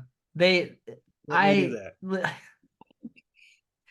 I don't know, man. I don't know what it is. I don't know what video games are anymore. I don't know what I'm it just is. old. I'm just old. I, I'm Clint Eastwood in Gran Torino, just sitting, just playing Destiny on the front porch, yelling at everything else. I like I, just I don't know what's going on. I think in the weeks moving forward, we're gonna talk more about what the hell is going on in video games because it's like layoffs and buyouts and who knows what's going on. So I think there's a lot to talk about, and we can probably put our energy into doing some of that. I think soon because I think like I said, I think there's just a lot to talk about now. It seems like this is a really like I don't know. It seems like more years than ever like there's just been so like it seems like almost every day something happens where yeah, they're announcing like a bunch of layoffs or someone's buying something or or Microsoft is like, yo, we lost. So yeah, which is like that's like that could be really crazy, like selling 2-to-1 Xboxes to PlayStation or whatever or the other way around, whatever it is like that, like it's really like not scary for me, but I mean it's probably scary for the company because they're probably like, well, we got to answer the shareholders now and we're right, not selling a lot right, of products. right. So, I don't know. We'll see what happens next week. Phil Spencer's gonna they're gonna live stream. They're gonna yeah, Bill Gates is gonna come out and just shoot Phil Spencer in the back of the head on a live stream. He goes, "Who's next? Who's the next Yeah. CEO?" Um, so yeah, who knows? We don't know. Um, next week, I will be talking to Damage Per Podcast alumnus Jerry Oltion about his contribution to the Shadow Warrior novels. So be on to look out for that. By the way, Shadow Warrior novels. You know what? There is really something great about a time when video games didn't really have a story, and then they tried to have other people make stories around those games and what they come up with. With Yeah. both the Unreal books and this one, it's pretty hilarious. Definitely a lot more fun tongue-in-cheek era of video game novels. So it'll be fun to talk to Jerry about that next week, uh, next Saturday. So I'll probably it's a holiday weekend. It's also Mitch's birthday weekend. So Hey. yay. All right, so let's talk about do you got pee or anything? I do, yeah. I was going to say, Okay. if I could, Yeah, go real pee. quick, I'm we gonna get keep Max yeah, Payne. I'm gonna keep talking. All right. So the Shadow Warrior novels are interesting because well, the first one was written by Dean Wesley Smith, and he also wrote one of the Unreal novels, which I talked to Jerry about. Now, Dean Wesley Smith also had a very successful run, still has a successful run doing sci-fi, pulpy sci-fi stuff. Um, and he did a lot of like early video game novelization. So I hope to talk to him too. But the shadow, at least with the first Shadow Warrior book, it's about Lo Wang trying to chase down this device that causes earthquakes that is going to, they're afraid, to destroy the world. And while he's trying to find it, people are trying to kill him. It's crazy. It's a lot of fun. Very inappropriate. I mean, the jokes don't really land in 2024 like they might have in 1997, I want to say. So, it is what it is. But it is a real blast to read because you just don't have books like that anymore, you know? Like all the video game novels now are like super serious, which I like. I mean, I'm about it. But they don't, and it's probably for a good reason. But I mean, there is something very charming about old video game novelizations, um, because they took a lot of liberties and like almost like didn't even care about an audience. Like they just wrote whatever they thought was fun and funny, which is really nice. The way that publishing works now, it's like you're thinking about every aspect of everything all the time and like all the monies and like it's a big thing even for like the smallest book. But at that time it was just like let's just throw 200 pages together of this Asian man killing random dudes in an airport. I'm like, all right, let's go. Mitch is back from his pee break, drinking your Dr. Pepper. I did. Well, it's a Diet Coke, but yeah. Oh, Diet Coke night. I'm just drinking straight water tonight. No sody pops for me I tonight. probably wouldn't have needed a bathroom break if I'd have done that what you're doing, but it is what it is. Hey man, you gotta keep living. I was telling the audience all about the Shadow Warrior book, so we're I good. was listening. All I right, heard my nice. All right, cool. So we're gonna talk about Max Payne 3. yeah, So Max Payne 3 came out in 2012, developed and published by Rockstar Games. Now Max Payne is a video game series that I am very fond of in like a very nostalgic way. yeah, 2001, I got, or 2002, somewhere around there, I got the OG Max Payne console port for my Xbox. I think it was might have been 2002. I forget. PC was first, and then yeah, Rockstar helped get it published on consoles. So Remedy was the developer of those, and if you know Remedy now, they did games like Alan Wake, Quantum Break, Control, Alan control. Yeah, Wake, yeah, Alan Wake 2. So they're a really great and thriving game studio. They're very small. They're Scandinavian. And their head writer is Sam Lake, and Sam Lake is the dude whose face is on the OG Max Payne model. And he looks like it's weird to see Sam Lake in public because he looks like the OG Max Payne. And it wasn't yeah. until Max Payne 2 that they, He was also not to have yeah. another podcast, but he was on.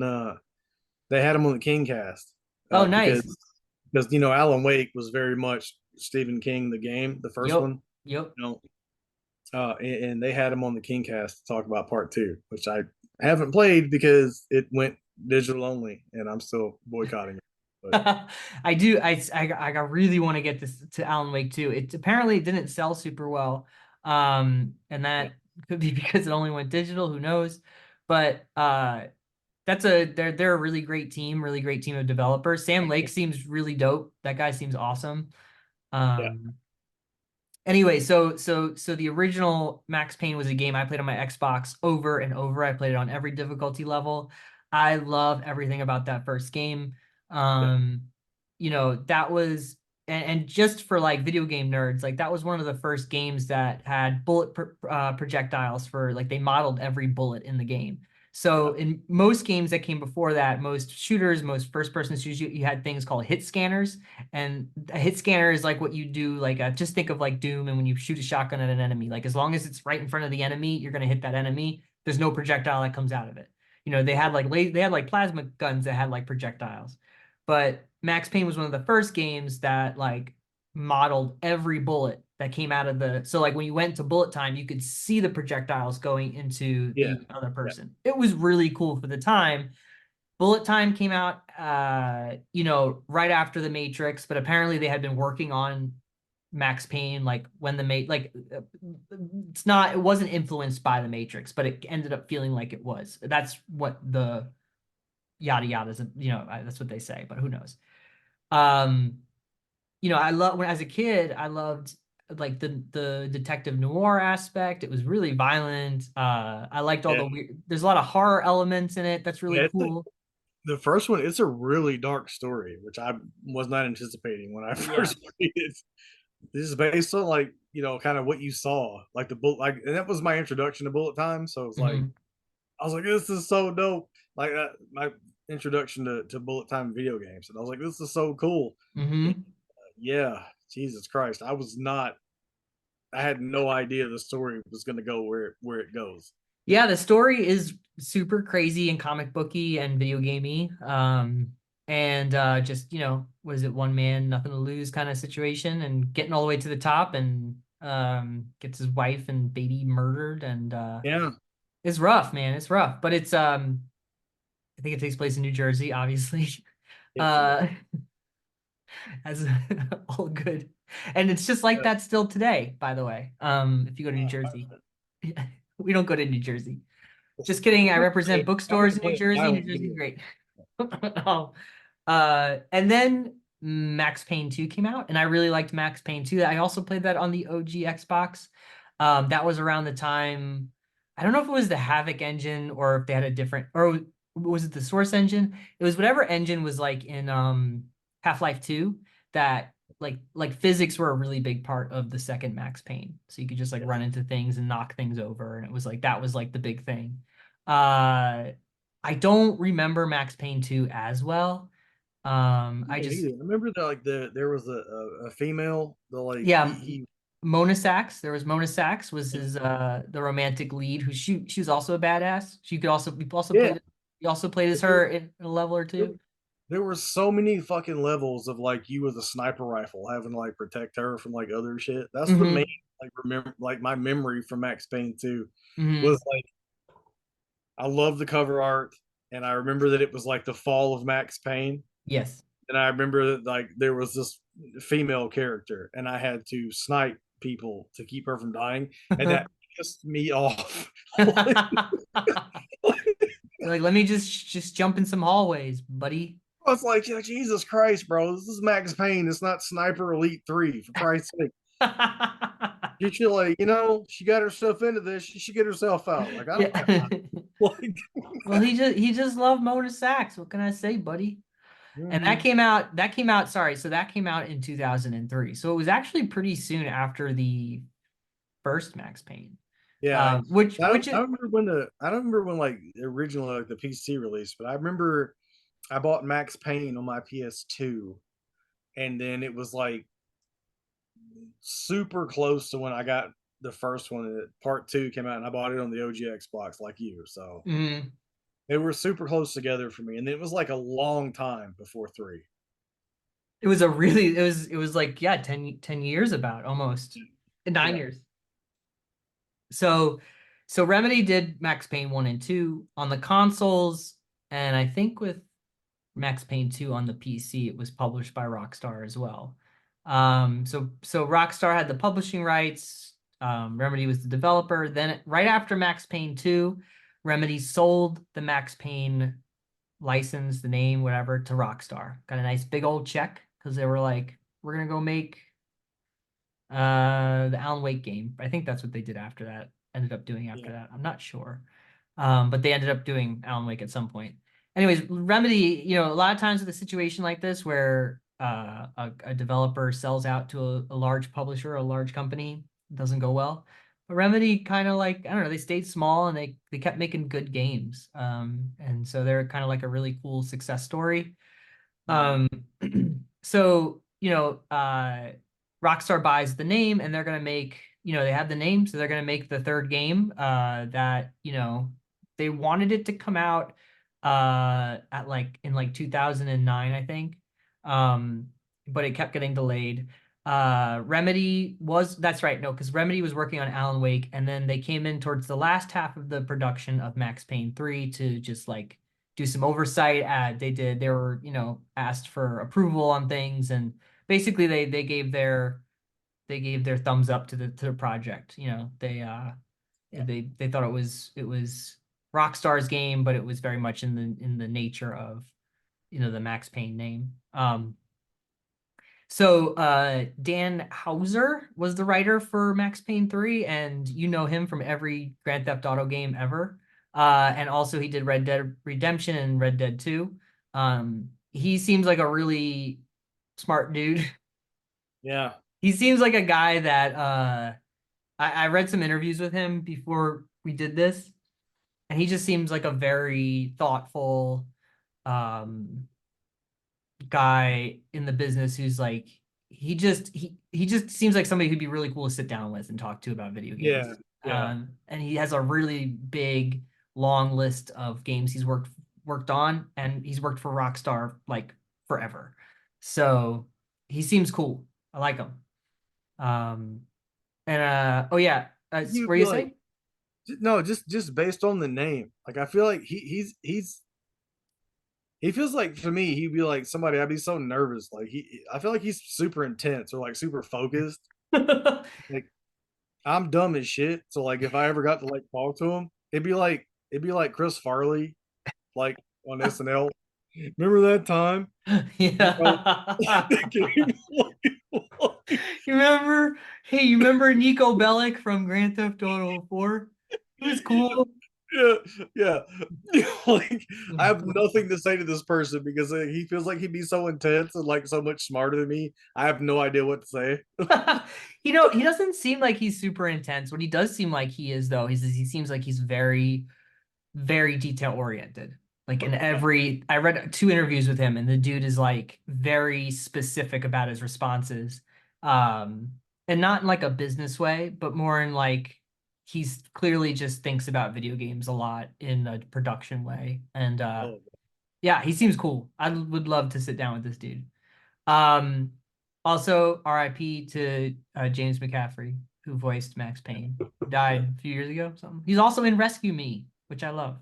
It was a mm, good show.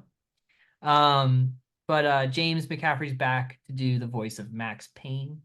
Um, he does a great job. So, Mitch, what's your memory of first playing Max Payne? Were you excited? Max Payne 3, sorry. Were you excited? I mean, what was going on with you? yeah, I feel like this was a time where like I obviously I was primarily like living by myself and this is the thing. This is why I love that you keep asking me to come back and like the thing It's like therapy. I'm like, so tell me, it where is where were you at? Let's unpack right this. because like it just takes me back to like that time where I was like newly divorced and I was like living by myself and spent I had like apartments and like this that and the third and like I was just like video games were like kind of my escape from how shitty my life was and I remember getting this and I loved the first two and I was just like I don't know that I'm like this as much as I enjoyed the first two Hmm. because it's just different and Hmm. it's not that it's different in a bad way and it's not and the gameplay was amazing the shooting was great it's just the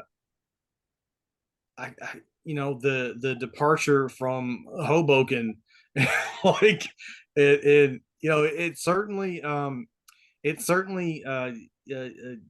includes the uh his dependency and his because let me tell you I have at times and currently have had dependency issues.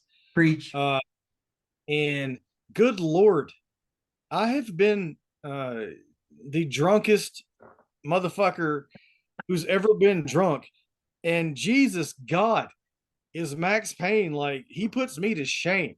Like Right. this, like, like this man, like, he puts alcoholism on like a level that I could never even begin to achieve, Mm-hmm. like if I wanted to, right?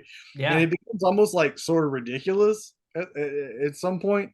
Um, but I remember kind of feeling like, well, this wasn't done by like the people that did the first two, Mm-hmm. and just the change of scenery and the change of like, it just kind of felt like a, I think betrayal is the wrong word, but it kind of felt that way upon initially playing it.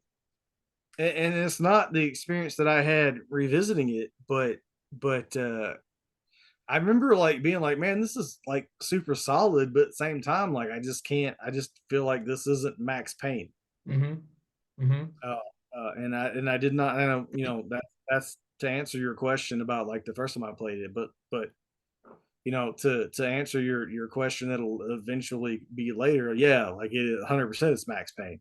Mm-hmm. But it's just like that time in my life, and like just having played the first two, and what my experience with that character was previously. This one was like, ooh, like this isn't Max Payne. Like this is, I don't know what this is. Mm-hmm. Yeah, like so many things that we've done since you started having me on your show. Like it's so cool to revisit things that I was just like, initially I kind of bounced off of, Mm-hmm. uh to look at them through the modern uh, uh, glasses, so to speak. It has been like incredible because I fucking loved it. Now, Mm-hmm. Mm-hmm. back then I didn't. So Yeah. that's a pretty long-winded answer to your question, but No, that works, Mitch. That's great. For me, yeah. So for me, I was very much excited for this game to come out. Once again, it was a GameFly rental. I do remember that. So I got it from GameFly at some point, probably the same year it came out, but not like at release. Um, and I played it, and I liked it. But yeah, I was sort of in the camp of like, this doesn't feel like, this feels like a Rockstar game, and it doesn't feel like a Max Payne game. yes. And I was definitely like, by the end of it, I was just like, like it's good, but I just didn't really appreciate it. And I didn't really care for because they really focused on to like the multiplayer stuff, like the Rockstar Social.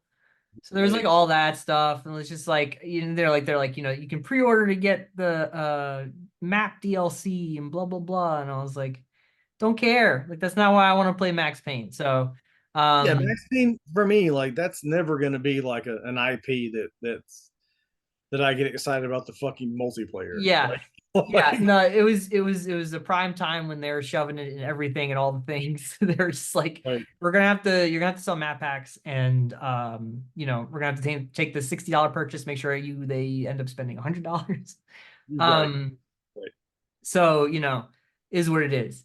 Uh, yeah, so I kind of always kept this feeling about Max Payne 3 in my head of like it was good, it was fine, I just didn't love it. Like it wasn't Max Payne to me. I still have very fond memories of one. I've replayed one so many times, even in the last year, or not 2024, but 2023, I replayed it Yeah, again. yeah. And Nice. I still adore it. I think it's just really holds up in sort of in a way. I wouldn't say it's like it holds up on a tech level exactly, but like it's still fun as shit to play. And I think that's Well, yeah, I feel like that's a lot of that's happening now, and I feel like it kind of speaks to kind of the state of these big studio games where like everything has to be online all the time and like game Mhm. service stuff. But like so many studios are dropping remakes of single player experiences, and people are like losing their shit over it. I'm like, yeah, that's what games used to be. That's Yeah. what I prefer games to still be. Like if they have like the online portion used to be like added on. It was like, Hmm. yo, once you got done with the game, if you wanted to keep going, then here's this thing you could do, but you don't have to, Right. right? You can go to Blood Gulch and play capture the flag. Right, right. But but we made this with this story, this campaign Hmm. as the primary focus. And Hmm. like, if you got done with that and you were done, that's great. If you got done with that and you were like, what do I do now? They're like, oh shit, well, we got this. It's like Last of Us, right? Last of Us is obviously a narrative single player experience. And I've never played the multiplayer. I'm sure it's great. I've heard it's great. I'm not interested. Neither am I. I'm not interested in the multiplayer. Great. So once I'm done with The Last of Us, I'm done with it. Hmm.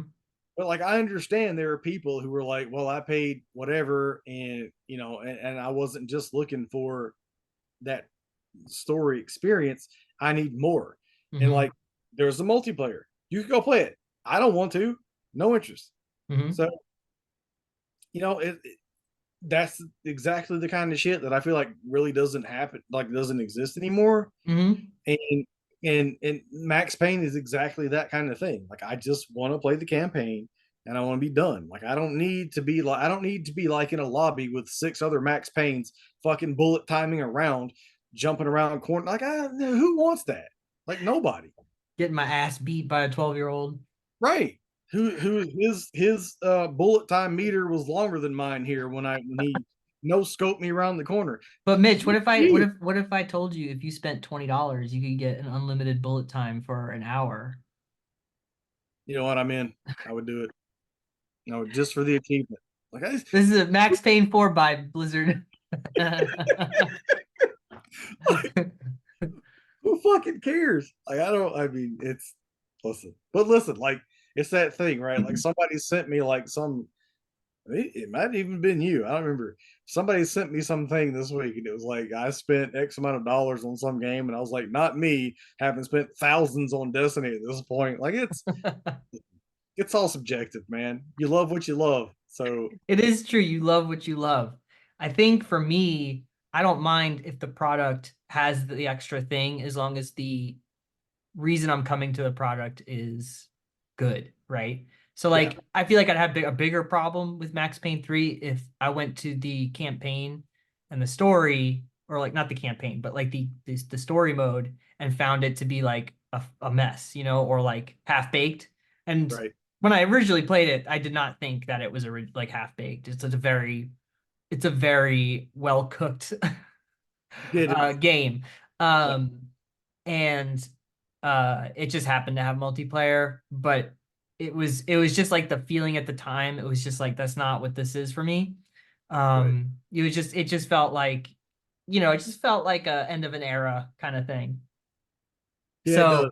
So, like it was really at that time where it was. And I think we saw this with Gears as well, right? Like by the time Yep. Gears 3, I think it was Gears 3, which came out, I think, the same year. Or no, a year later, I think 2013, It was somewhere. But that was like when they're like every single thing you did in the campaign went into your multiplayer, like skins and all. Like I was just like not like no, not interested, like, but that's what was driving it. So Max Payne 3, that came out in 2012. We are now 12 years later. We have replayed it. yeah.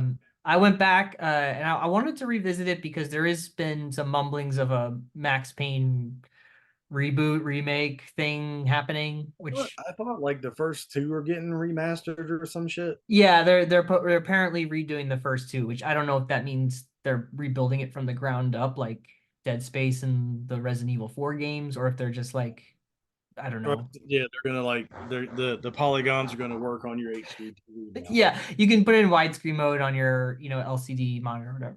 Mm-hmm. So I wanted to revisit it. Also, I think Remedy recently had come up for me. And so I was like, you know what? Like let's go see where Remedy stopped and Rockstar began. Yeah, Um and also too, like Rockstar, it's basically just Grand Theft Auto forever now. I don't think Yeah. they haven't really have they put out anything other than Grand Theft Auto? Like have they put out like any other IP? Or Red Dead. I mean, they're I guess Red Dead, yeah. But they're yeah. really they used to I do think like more stuff. yeah, they did, but I feel like at this point it's just the studio that does that. They take 9 years to make a new Grand Theft Auto or a new Red Dead. So You're right. like now that like and I guess it's 25 when GTA 6 is gonna drop. Hmm. So in 28 we're gonna get Red Dead 3 if we're alive. Like I don't know. Like the thing is like they're so good at what they do, they can do that, right? Yeah, You don't they're need to put out a new game every year. Like GTA 5 is still being fucking played mhm. this year. And that game was like what? Shit, I don't even know, like 2013 It or something. came well, yeah. I mean, it came out on the PlayStation 3. I remember that. Mhm. You know what I mean? Like it came out two Well, consoles ago. yeah, when I bought it, my first copy was on the 360, and here we are. And I bought it on the PS4. So like, Yeah. I have not bought it for the PS5 or whatever, but that's been Jesus Christ, right? So I mean, at this point, yeah, if they only ever do Grand Theft Auto or Red Dead, that's all they'll ever have to do. I guess so. And they probably make so much money off of Grand Theft Auto, like all the in-game purchasing. GTA Online makes them so much fucking money. They don't even have to do a GTA 6 at this point. Yeah, yeah. That's what video games are just becoming. It's just like, well, as long as the company's just making money, we don't have to actually put out games. Exactly. Like that's really Like a Valve has never done another Half Life. They don't have to. yeah, they got all the Steam money. They got all the money that they get make off of Right. Steam. You know, Gabe Newell is just like, I don't care. Mm-hmm. Um, whatever. We're not gonna get we're just get VR Half-Life games or whatever. Yeah. Anyway, yeah. Right. And that's not even a thing yet, right? Like that's not even out. No, I think they put out Half-Life, Alex. I think they put that out. They did, but like aren't they supposed to be like working on their own like VR thing that's never come out yet?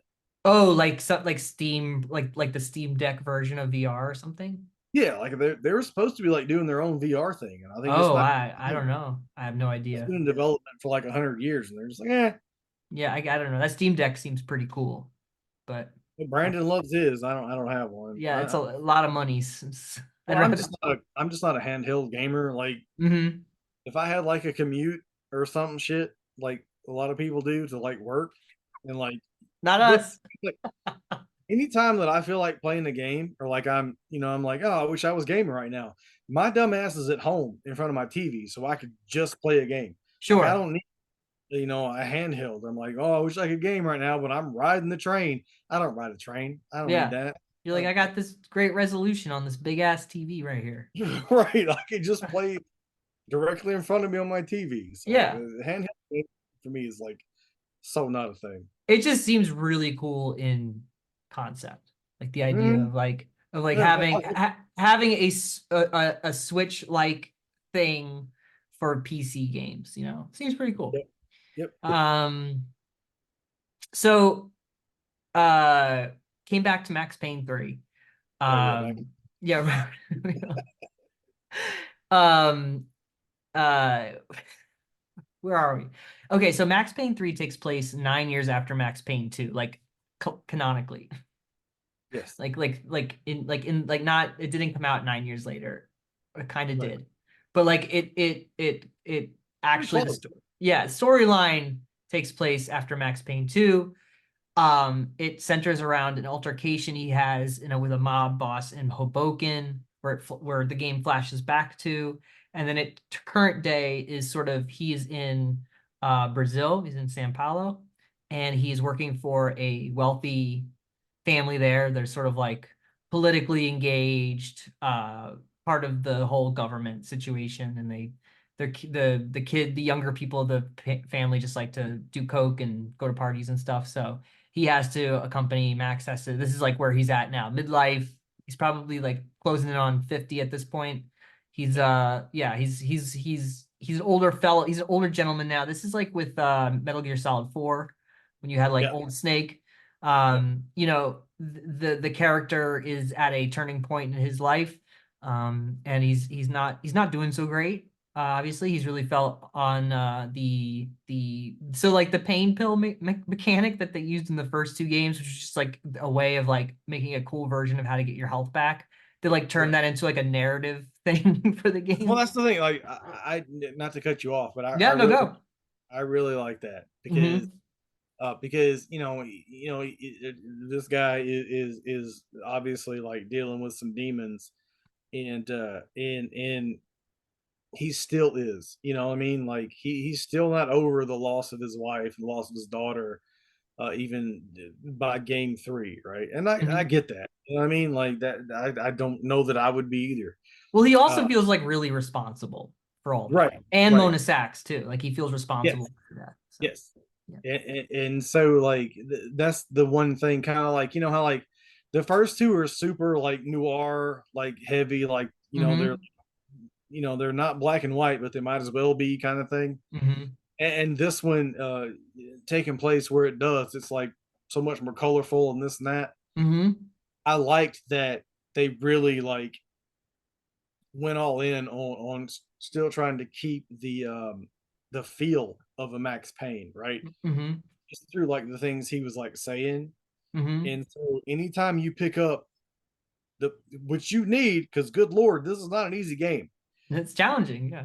Yeah, but every time like you pick up the pill bottle, uh, which you need to heal yourself, he's Mm-hmm. like, "Well, it's not doing them good anymore. I need it worse than they do," and like shit like that. Like, I love that. I love Mm-hmm. like they still were like, they don't present Max as a hero like No, no, no, no, no, no, no. at all. No. So like they're like, yo, this guy has issues. Like, it's so like having picking up pill bottles to be your like way to heal yourself. I love that. Like they every time, even like he could just be like walking through an area and there's like, it's like this island area or like whatever, and it's like, it's like palm trees and shit, super happy, and like you find a pill bottle just as a collectible, and he's like, I need these worse than they do. Like, like they really go in on like, yo, this guy's not okay. Like, Mm-hmm.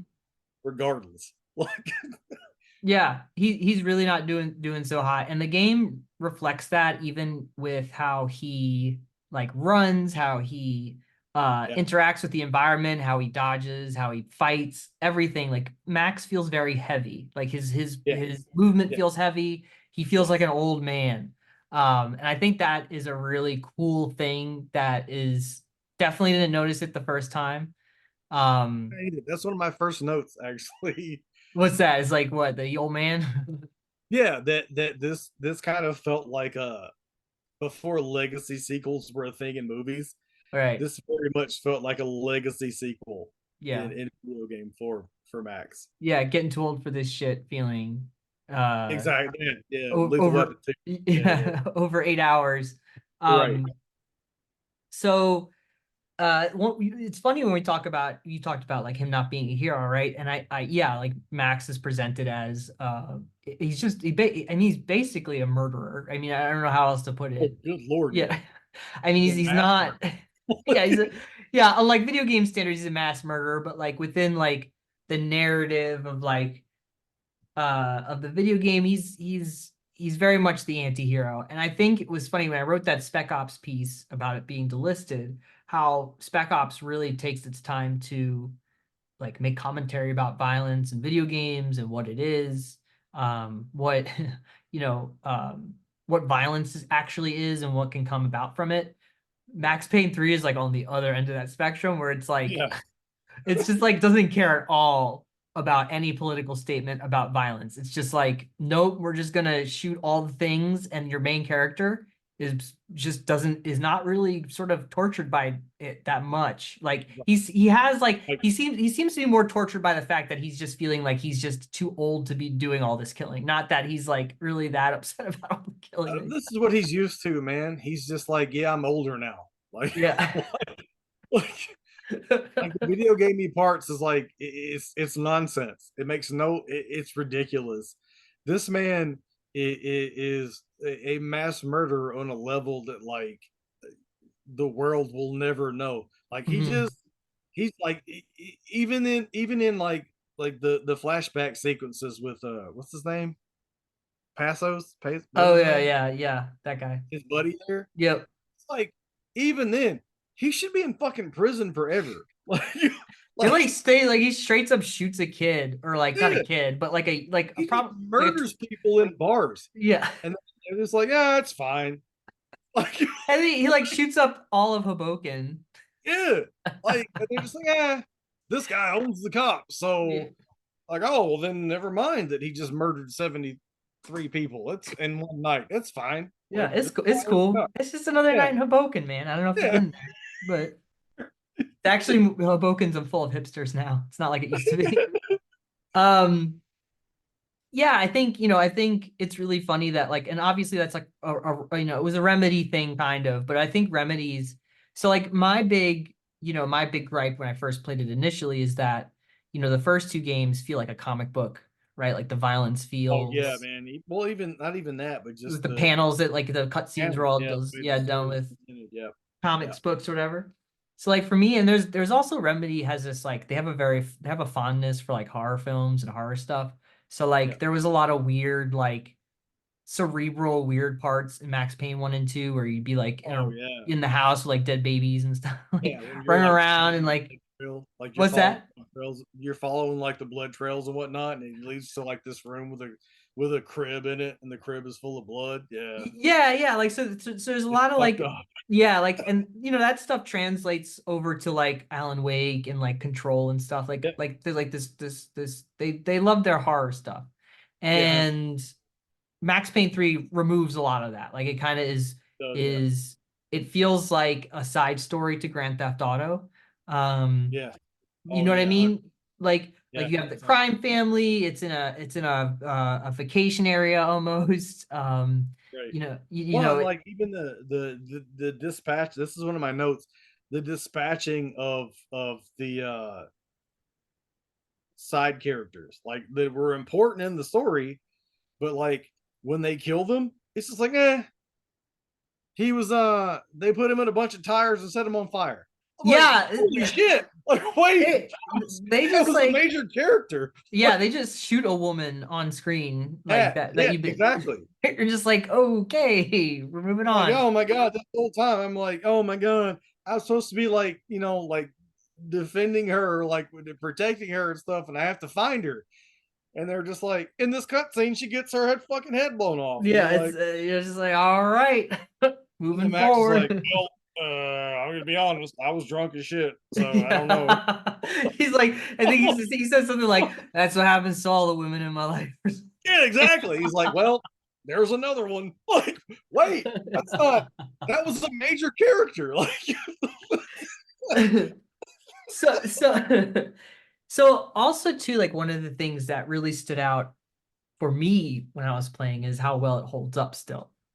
yeah, Like there's something so like video games look really good and performance is really good these days, but there's something about Max Payne 3 in the way Max, and this probably has to do with the way they did the motion capture for this dude, but like the way he looks and how he reacts to the environment, like when he's getting shot like behind cover, he'll like move his head to the side, like yeah, back behind cover. Really yeah, natural stuff that like I remembered from like the Uncharted games. Like I thought that stuff was really unique at that time too. But right. like how like it feels very Max in that world feels very natural. Like everything, how you run around and how you get behind cover and how you like fire weapons feels very much like a real person, to the Yeah, extent it can feel like a real person, but like feels like yeah. a real person moving around. And it's shocking to me that like 12 years later, I don't see anything like really surpass that with that how that feels. Do you know what I'm saying? Yeah, yeah, 100%. I agree with you. And this is one of my notes, but yeah, it was interesting to me going back to this. After playing, we did Gears, leading up to this. Just how like at this point, most games have like kind of most studios or whatever have kind of just accepted like certain buttons do certain things, right? and Mm-hmm. Rockstar doesn't do that. Mm-hmm. So it's like having X be the button to take cover and like B being the reload button. That Mm-hmm. shit took me so long to get used to. Like I was like, it was so like not natural to me. Like you play a new game now, even though they have like a tutorial level, you kind of know what you're getting into, right? Yeah. This is not that. Um, but but to your point, yeah, like I feel like innovation in video gaming, and this is why I love that. Like you keep bringing me back to play these games that I played, a decade or longer ago. Is that I feel like that's kind of where innovation went out the window because now everything has to be exactly what you've played before because people are like not willing to like get used to X being cover and Right. B reload, right? And it's like it stopped being about making things look better or making the mocap better, and it just became about the puddles and Spider-Man having better reflection. Like who Mm-hmm. the fuck cares, right? And so like games are so fucking generic now, and everything's the same shit. It doesn't matter. Like you could put whatever coat of paint you want on it, but it's the same fucking thing you've played. You know, you just got done playing a game that was just like the new thing you're excited for, right? Mm-hmm. And I feel like this era that we're kind of revisiting and you're having me on to talk about was the last time where I was like things felt different and I got excited to play other games Mm-hmm. because now like my backlog is so fucking dumb. My backlog is so stupid that like I could play a new game probably for the next decade and not repeat. But at the Mm-hmm. same time, I'm gonna feel like I just played the same fucking thing like over and over. And this is exactly why like I'm glad we do this because Mm-hmm. this was I feel like the last time games were like really good. Well, they were they were really good in the sense that you felt like the technology and the storytelling were on like an upward trend, right? So Yeah, you felt like every year when a new game came out, there was going to be something new about that game that like changed the way that like you viewed video games or that were new to video games. Like there was that time, especially between like, you know, between 98 and probably 2012. It just was like this really great time for video games because technology changed quickly. You had new consoles coming out that were like radically looking different than the previous one. yes, And there was yes, innovations on those, like the way you play games, and by the time you get to like this era, 2012, like we've kind of done a lot of all we can do. Really, the next part of this is like VR stuff, right? Like that's the only way that we're really gonna feel something different in a video game. You can play really great games that look really great, that have good stories, but in terms of also getting something out of the game mechanically, uh, is very hard to find now compared to what we felt like we were always having because yeah, because these games the technology and the games were evolving in this really cool way. Um, and then it just kind of stopped. And then it just sort of became for me it was the transition between the 360 to the Xbox One and the PS3 to PS4 where it just felt like I was playing um really good high res versions of the games that yeah, came before it. right. The same thing you've already played, but like it looks better now. It loads faster. It plays Yeah, better. loads faster. Yeah, Yeah, yeah, better fidelity. Like really great stuff that makes it like smooth to play. But right, there's right. not a lot of AAA big budget stuff that like comes out that's like, oh, well, this really um you know like I feel like I can see what the developer was like, what their vision was with the narrative and with the technology. And I think Rockstar at that time were at the height of that, right? Yes, And then it's sort of over for them, right? Like they make Grand Theft Auto 5 and Red Dead, right? And then it's just sort of like that's it. They don't have to like the next Grand Theft Auto is just going to be Grand Theft You Auto know, like 5. Like yeah, again. but yeah, but you kind of hope, because you look at studios, like I know we're like running way too long here, but you look at like studios who make money, right? And that's the problem now. It's like, well, this thing made money before, we'll just do the same shit Right. and it'll make money. So, you kind of hope when you look at like somebody like Rockstar, right? Who's like almost like just to kind of compare it to like movies. It's like Hmm. it's like uh, Christopher Nolan could do anything, right? And it's going to make money, and Hmm. people love it. But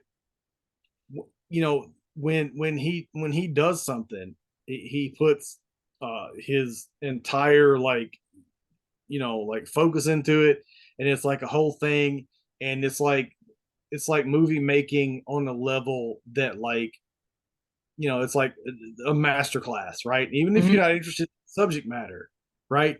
You don't have to give a shit about Oppenheimer, but if you're a movie person, you have to like recognize that Oppenheimer is like on a different level than most of the stuff that we get, right? Hmm.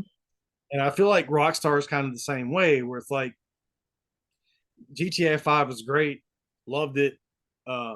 Red Dead 2, I haven't played a lot of it. I've bought it on two different consoles at this point, and I've still played a lot of it. But I recognize that it's an achievement, in video game making, right? Hmm. So they never have to make another game. They don't Hmm. have to, right? They're going to make money off those two games forever in the scope of like video game like money making, right? They Hmm. don't have to do another game. There never has to be another GTA. They can just do GTA 5 online and keep updating it. And I know that because I play Destiny every day. So Bungie never has to make a Destiny 3. So the fact that we're getting a GTA 6 next year, like that's the kind of shit at this point makes me excited about video games, Oh, because outside of old stuff, like we're just going to get the same garbage over and over again outside of like companies like that, hmm. right? Who are actually interested in new experiences, doing new things, like, or indies, who are Right. making The Messenger or Sea of Stars or like these other, but like as far as like studio like stuff, we're gonna get Redfall, which is garbage. We're gonna get shit like that, and and I'm so much more interested in either playing old stuff, which is what we've been doing, or looking forward to those Christopher Nolan like experiences in gaming, like like the Kojima, like Yeah. the new Yeah. Hill, Yeah. I like was gonna that's I was gonna bring up Kojima too, because he's a really great example of someone who was able to survive everything and still he's like an auteur, a video game developing yeah, auteur, where he's just kind of making his own thing and it seems to sell. It seems like he's making money. And you would think that like games like Death Stranding and stuff wouldn't make money, but he seems like he's doing fine. right. But he's also looking forward to VR stuff, which, I think that's once again will be the next step of like feeling something different within interactivity. Like if Rockstar just dropped the numbers after Grand Theft Auto, if they just rebranded it as Grand Theft Auto and then made it Yeah, VR, that would be like the next step. You know what I mean? Like yep, that's yep, sort of where you're at. yep. Um, but yeah, Grand Theft Auto 6 should be interesting. I think though for me it was like the jump between San Andreas to Grand Theft Auto 4 was incredible. Like that was Yeah. like when you got and be like to play as Nico Bellic and like run around Liberty City in Grand Theft Auto 4. That was like a really crazy moment. Yeah, I mean it was, but at the same time, if you just look at it, it was basically it's still the same game. Just Hmm. that's where like narrative really changed, right? Yeah, narrative really changed with 4. Yeah. And it was I miss that guy. I miss Nico. I hope he's doing okay. Oh, that game was so good, man. I hope But Nico's all right. yeah, same. Like people are like so nostalgic for like Vice City, and I again, love Vice City. Like Yeah, buddy. Tommy was my boy. But if you really want to get into like caring about characters, bro, Nico's story was so good. He's the best. He's just a Yeah, simple guy. Just a simple guy looking to make it in America, man. right, right. And his cousin made it seem like he was doing And way better than he was, but he wasn't. I mean, listen, that's the first game that were like they let you go to a bar and get drunk, and then Oh yeah, you could just walk around. You but all then like like try to sloshed. drive a car. But at the same time, like the driving mechanic was so like floaty, it wasn't Yeah. like Yeah. if you were drunk or you weren't. Yeah, it was pretty floaty. That's you are right. It was pretty floaty, especially with those like bigger SUV cars. Yeah, yeah, yeah. Ugh. Max Payne 3. Sorry, No, it's no, good. no, it's good. It's good. Uh, I think coming back to it, like I said, I think I have a better appreciation. I think maybe for like what they were trying to do. I think once I removed Yeah, what I wanted, I wanted at the time another Remedy game.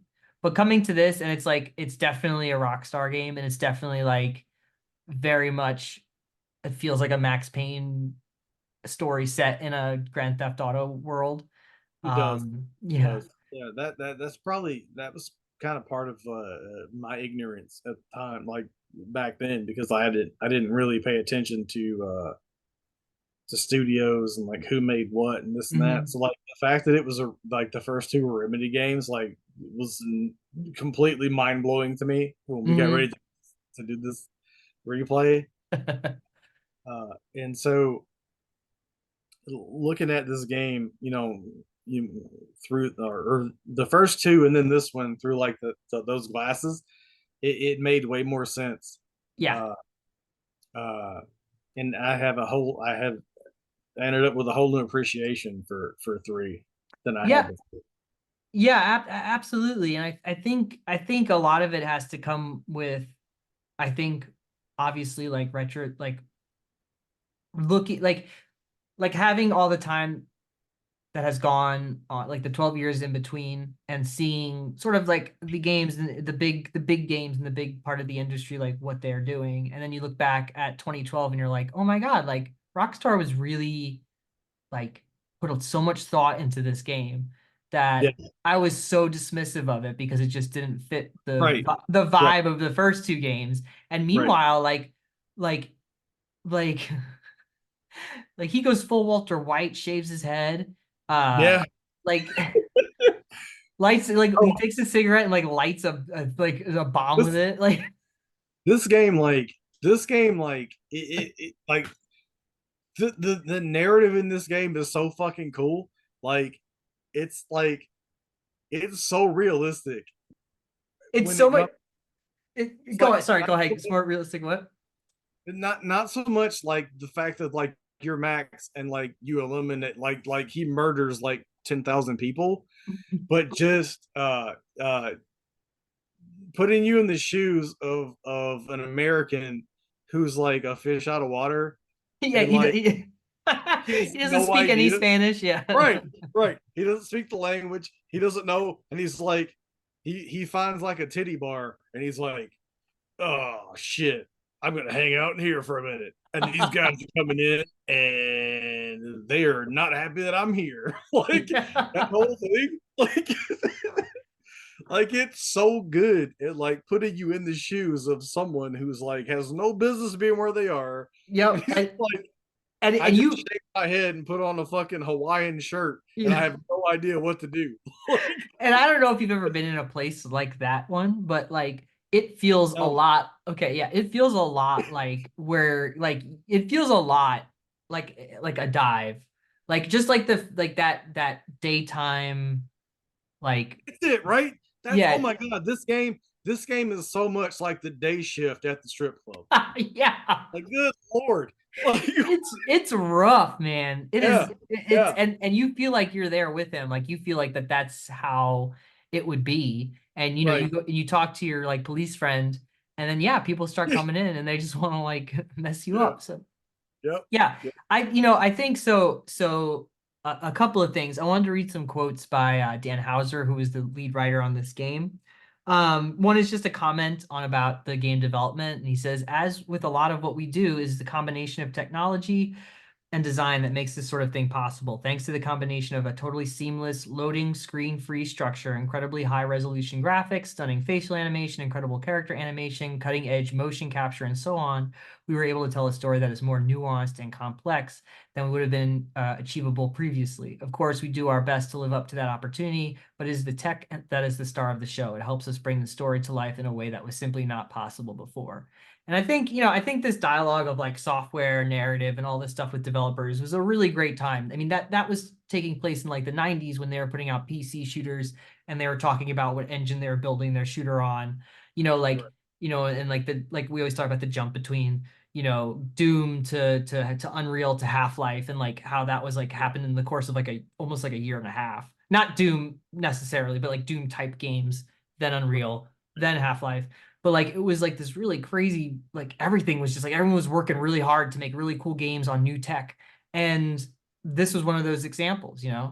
And you feel it too, because like I said, I think the presentation of the game is so stunning even now, that it feels and look yeah, it doesn't even feel that like yeah, like some of it looks a little dated, of course, but I mean like it doesn't feel that dated.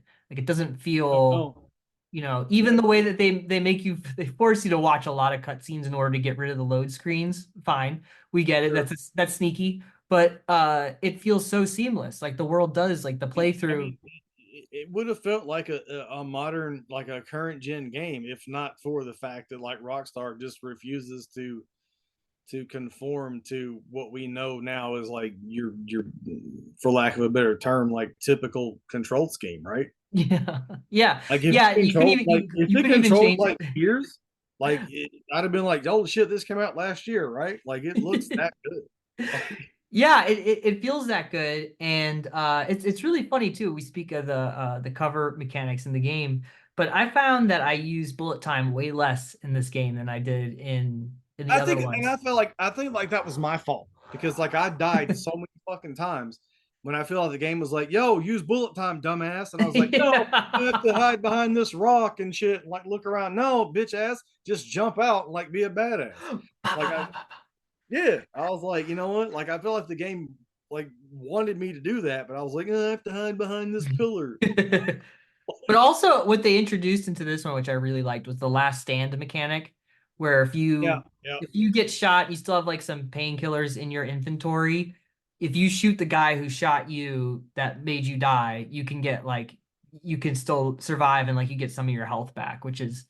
is a cool little mechanic because this game is challenging. And I played it It is. on Yes, I played it on normal, and it's like I, towards the end. I mean, towards the end, it gets a little. I think like the airport level, I was really like, all right, we got to wrap this up.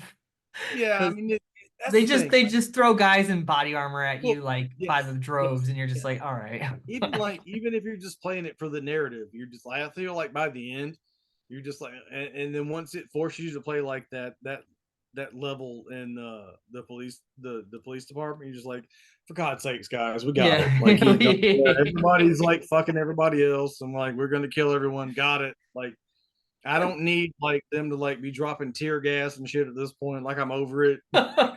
Yeah, it's a little much towards the end, I will agree. And it's funny that like he gets himself arrested just so he can kill everybody in the police precinct. Right?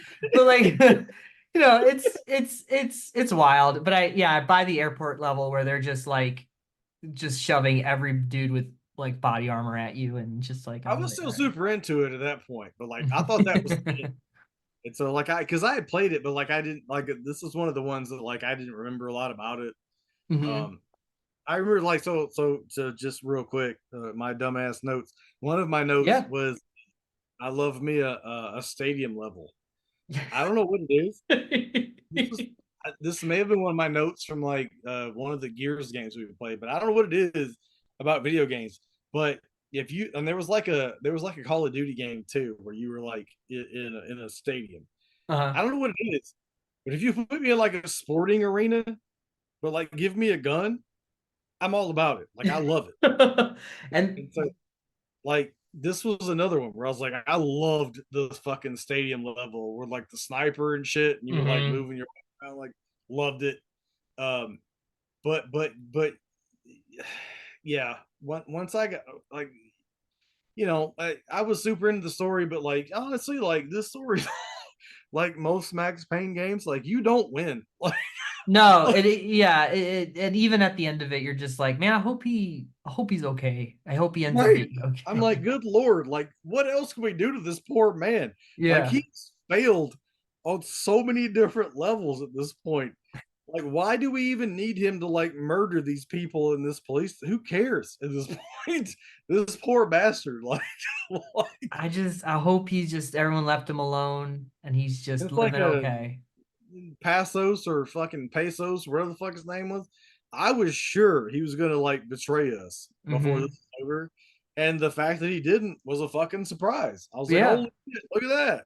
Well, yeah, I mean, And I think they paint him as it's kind of like a red herring where they're like, well, oh, he was absolutely. paid on so and so's Well, payroll and this if kind of stuff. if you played the first two, you 100% just expect everybody to double cross Yeah, Max. Right? exactly. So when somebody doesn't, it's like, oh, look at that.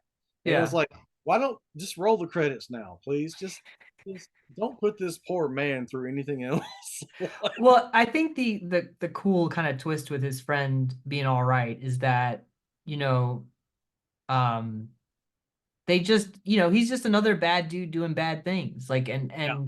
and I think he just likes Max, and I think, I Yeah. think Well, that like, right. So, like, it started off as like it was going to be a double cross, right? But then right. he actually liking Max, you Yeah. know, through all the ridiculous shit they went through together. And then like Max keeping his girlfriend who was having his kid alive and stuff like that. Hmm. Like Yeah. that would have been like such a shit twist if his boy had like double crossed him even after all that, you know? Yeah. I'm glad Homegirl got out too. That was Yes. good. Yeah. I mean, listen, it was aggravating as shit, like sniping people to keep her Yeah. dumbass alive. Oh Just, yeah, oh that my was, God, geez, yeah. good God. And Max is like, you hide over there and don't make a sound. And she's like, oh my God. She starts screaming. And I'm like, what the fuck are you doing? I said Like, be quiet. shut the fuck up. I'm the murderer here, not you. It's great. Yeah. Yeah. Um so I mean, Rockstar is not one to I mean, they are one to get a lot of criticism about their depiction of violence and substance abuse and all types of things. So I did like this one quote that Dan Houser, of the writer of the game, said about. So in this interview with Polygon that he did, the interviewer towards the end really kind of like really tried to nail down the Rockstar's take on substance use and how it pertains to their games, and maybe not in a way that was like kind of gotcha, but definitely like wanted Dan to talk more about what that is, or like some sort of like moral. He wanted some sort of moral reaction out of Dan. And I think Dan's response is kind of interesting. I don't know how I feel about it, about Rockstar's sort of negligence or their like gray area with handling, the big topics that they handle. I think, I don't know. It's just, they make their games and they don't they just kind of present stuff as is. But the interviewer asks, is this Rockstar's take on addiction? And Dan says, no, it's Rockstar's take on Max Payne. Sorry if that sounds glib, but this game is a character driven, not issue driven. The character has a problem with substances, and that is part of the game's story and design, but only a small part of it. We don't hunt down issues to make games about. Uh, but if a character demands us to address certain things, we will do it. We will do it so in a way we hope is an appropriate manner. Max is more of a hero than we're used to working with, but he's a hero with flaws, and above all, a hero who is unaware of exactly what his flaws are.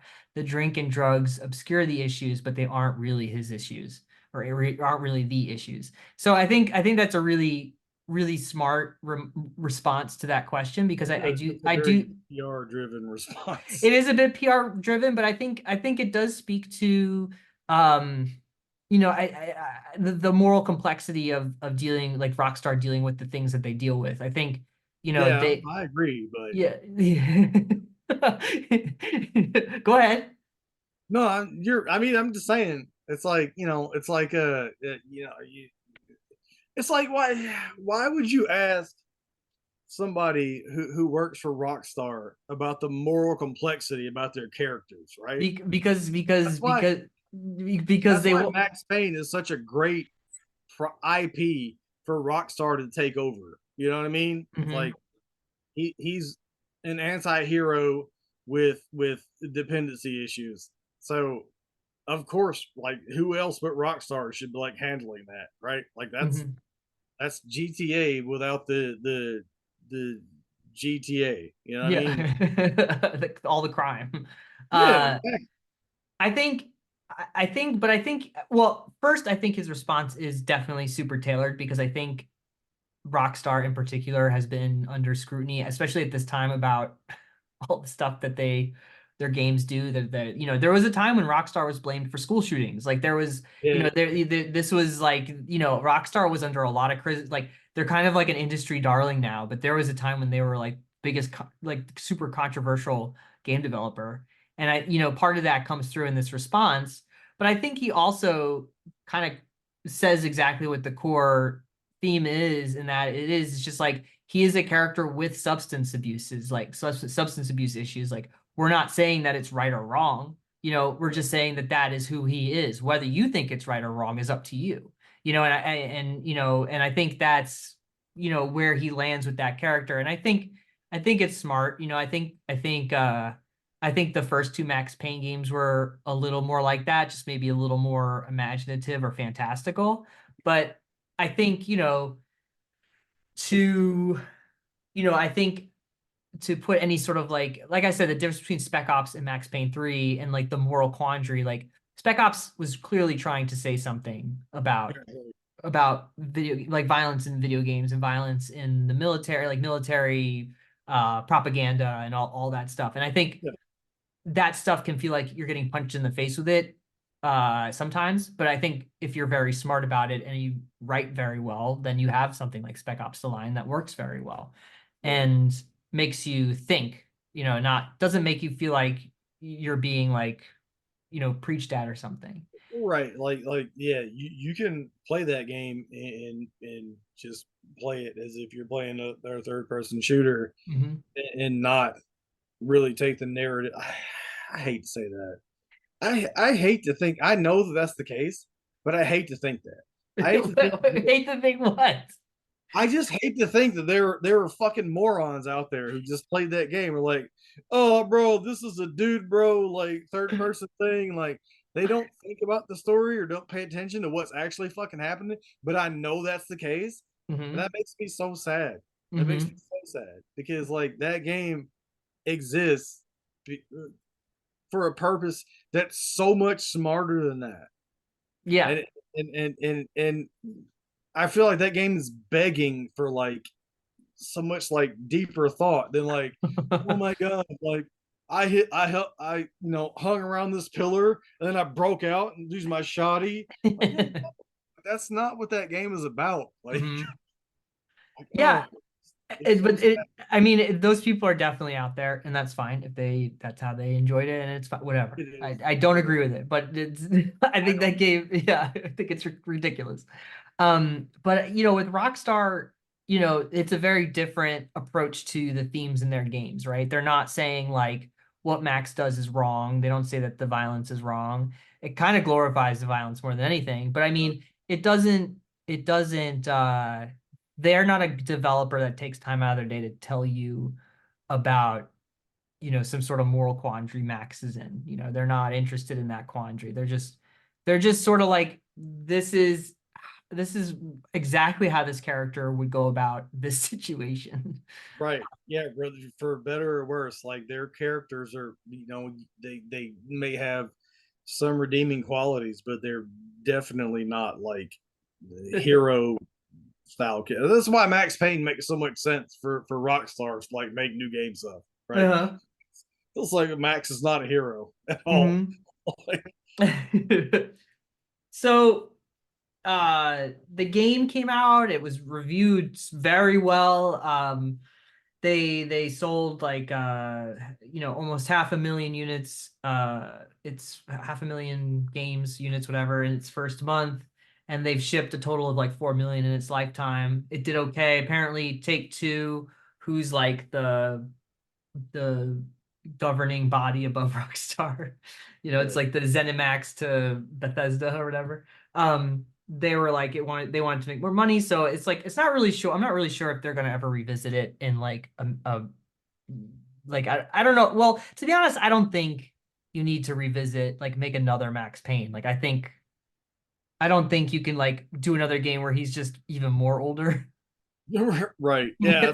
Like that's the kind of the thing that you paint yourself into a corner with. And this is one of my notes where it was like, this very much feels like a legacy sequel, even though Right. it kind of wasn't. But I was like, yeah, he's old now and this and that. But like, what do you like? Where do you go from here, Yeah, right? he doesn't have a kid that's alive that can be his successor. Right. So do we need like a 75-year-old Max Payne being like grumbling about like his pill dependency? Yeah, Probably not. probably not. I mean, I'm definitely down for them to like redo the first two games like they did with like Resident Evil 4 and Dead Space. Oh yeah, absolutely. I'd Yeah. be really interested to see what that is like now. Like that would be really cool. Um, but yeah, I think the story, it's the book's closed on Max. I Yeah. think there's no way to go back to him in a way unless they like reimagined Max Payne, which I don't know if I'd be down with either. No. um but apparently there's a comic they did comic books that Sam Lake Yeah. and Dan Houser worked on together uh to put out that was like that bridged the gap between 2 and 3, which I'm gonna see if I can get my hands on that. Also in my video game poking around book stuff, because I was looking at the Remedy stuff, but they did a book for Quantum Break. And I was like, huh, I wonder what that's about. So I might visit that too. I'd like to read the Quantum Break book. Quantum Break, I didn't finish that game. I remember I played it, it looked really good and it was weird, and then I just didn't keep playing it. It had the I dude bought it. has I has the installed dude from it. Lord of the Rings in it who plays Yeah. Mary. Yeah. Well, I call him Iceman, but yeah. Yeah. Yeah, yeah, all that too. Yep. But yeah, I Um installed it, never played it. So Yeah, yeah, I don't know. I think I need to revisit that part of Remedy's past because I didn't dislike it. It was just I don't know, I just didn't catch me or hook me in the right way. But if there's a book with it, well, I gotta get on that. obviously, yeah. Obviously. Well, Mitch, I think that'll wrap up our. Did you have any other notes you wanted to highlight You know what? before? Most of my like based on like the email that you sent me before, my notes are embarrassingly stupid. Uh, so They're not so no, stupid. I just have way they're more time at a computer than you do. they're real bad. So no, I think we basically touched on every. Max Payne, go shoot. Yeah. Bullet, Wait, bullet go did I slow. did I send you a screenshot of this notebook or not? No, like, I mean, bro, we've been at this for like almost 3 hours. I Like, know. Yeah, that's pretty crazy. How do you feel? You all right? no, I'm good. All I'm right. just, Because I feel like I don't know what else we could say about we Max got Payne. another hour to go. We got I mean, well, I could keep talking, but just I kidding. could talk to you all night. But I was like, This has to be the longest podcast now we've done. This I reminds me don't think when anybody's gonna listen to it if we keep going. So, I don't know if anybody listens to it anyway. No, I'm just kidding. well, I mean, Nah, just kidding. probably no. Spotify analytics are all right. These are your least popular episodes. I don't know why you keep having me come back. Um, uh, what was I gonna say? Oh boy, oh boy. I was gonna say, I know what I was gonna say. It reminds me of when I used to podcast with Jeff Kanopka. We used to like do Yeah, 3.5 hour, I used 4 hour to love that, podcast. bro. Like, We start podcasting like 10 p.m. at night, and then I'd be going to bed at like 2 a.m. That was nuts. yeah, well, that's how like it's kind of how I got to know you guys. Like, I did I used to have like a lot of my online friends I met through Xbox Live, and like we used to play Overwatch on Friday, and we called it Drunk Watch because like we get Hmm. plastered, and we'd play Overwatch until like we started at 10, and we played it until people like started to pass out, and then I would turn off Overwatch and then just go to switch over to YouTube and watch you guys. Yeah, So we'd still be up just talking nonsense. still be on like talking about movies and stuff. And like the Yeah. last couple of times that Jeff would be online and he'd be like, three sheets to the wind, and I would be like, yo, like I'd say something, he'd be like, yeah, go fuck yourself, and I'm like, I love this Yeah. guy. This is Yeah. like, He's just a gem of a guy. Love yeah, Jeff. Good love old, that dude. good old boy. So I think we'll wrap that up. I think next we wanted to talk about Castlevania Lord of Yeah, Shadows. man, I'm super excited about that. Yeah, so I started playing that, getting my feet wet in that game. Um, that game's cool. That game's Yeah. that game's really cool. It's also challenging, like the boss fights are. But that game's so ridiculous. It's so ridiculous. Like it's so ridiculous. Like it's ridiculous. And like Kojima had a hand in those games, the Lords of Shadows games, and Okay. like I've been trying to figure out, like, so a lot of it came down to, and I guess we'll talk about this whenever we do the next one, but a lot of it came down to like appealing to a Western audience. And so Mhm. Kojima and his company tried to help with that. But also there's parts of it where you're like, this feels like a Metal Gear Solid moment where it's like really wacky, and you're just like, Right. Right. this doesn't seem like Castlevania. Like this seems like Kojima, like everyone went home for the night and he was like, what if I just put this part here? He was still there. Yeah, Like, yeah. Which I wouldn't put it past him. Like that dude's insane. He's like a 70-year-old man. Have you seen that guy now? yeah, I saw him at the PlayStation thing they just did where they announced like the fucking Oh yeah, his Death Stranding too. And he's just Death smiling the Stranding whole, 2 yeah. thing. He's just Yeah, yeah, smiling yeah. and he looks like he's like 45. Yeah. First of all, listen, you can be 45 and still look okay, bro. Like, No, that's what I'm saying. Like he looks really good. He doesn't look 70. Like he looks like, but I keep forgetting how old he is because he dyes his hair. yeah, So like it's always just very black, and so he looks just very young all the time. right, right. I don't get it. There was like him hanging out. There's a picture of him hanging out with like Norman Reedus and like Dave Grohl or something that he posted. Like it's Yeah. like what? How does he get in these situations? Like I understand the Norman Reedus connection, but like where did Dave Grohl come from? I don't know. It's just it like Look, bro, he's a rock star, man. Like that's like I know, but like does Dave but like to me, like I'm like, does Dave Grohl talk to Kojima like as a fan of Kojima's games? Like why is he there? Like I can't imagine Dave I Grohl being think like, so. I And love yeah, like I can't I like love Metal Gear. bro, like Kojima's like on a level where I'm like, I find it hard to believe he'd be excited to see Dave Grohl. like, Yeah, I don't know. like, That dude's, I mean, if you follow him on social, like he posts like the funniest, like the weirdest stuff. He'll just yes. post like a picture of a bug that he saw that was like really cool. right, right. And I can 1,000,000% understand like a reality in which Dave Grohl sees it, be like, I love this dude. Like Yeah, he's just kind of wacky. I can't imagine like Kojima like looking at Dave Grohl's like Instagram and be like, I love this guy. Like Yeah, I just I honestly can't imagine Kojima looking at anyone and being excited about them. He just right. seems like he's in his own like universe of thinking. Like he's like Yeah. such a weird dude. Yes. Yes. Love Yeah. him. Love Yeah, Kojima. 100%. But like Yeah. he's one of those creators that are like on a level where I'm like, if I saw him in person, I would probably either just start crying or like run away. Like I don't even know what to do. Like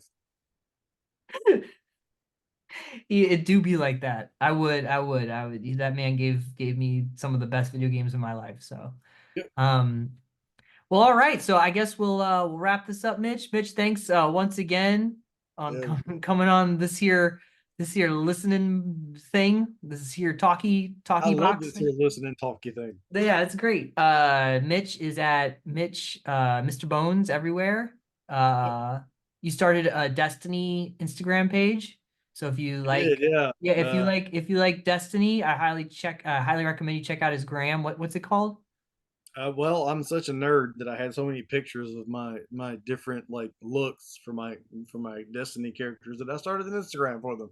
It's Mr. Bones DBW underscore like D2 or some shit like that. I don't even know. Doesn't matter. Nobody cares.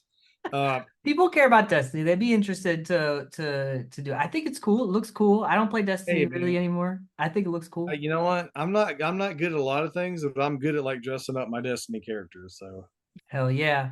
That's right. That's what we talking about, baby. Um, so yeah, go good if you like the Destinies, give Mitch a follow. Or if you just like Destiny, just talk to Mitch. He'll Just hit me up, Mr. Bones. yeah. You somewhere. Just Yeah, tell me you like Destiny. I'll talk to you for fucking years. yeah, you just made a best friend. You know what? Yeah, You don't have 100%. if you don't have a best friend, hunt down Mitch I'm on social. available. Yeah, Like, hunt down Mitch and just say you like Destiny, like a 5-year-old, and then you've got your best friend for life. Uh, I like Destiny. um, no, for real, Mitch is cool. Don't worry. Thank you, Mitch. Soon we'll talk about vampires and werewolves. so, All right, buddy. I'll catch you on the flippity flip.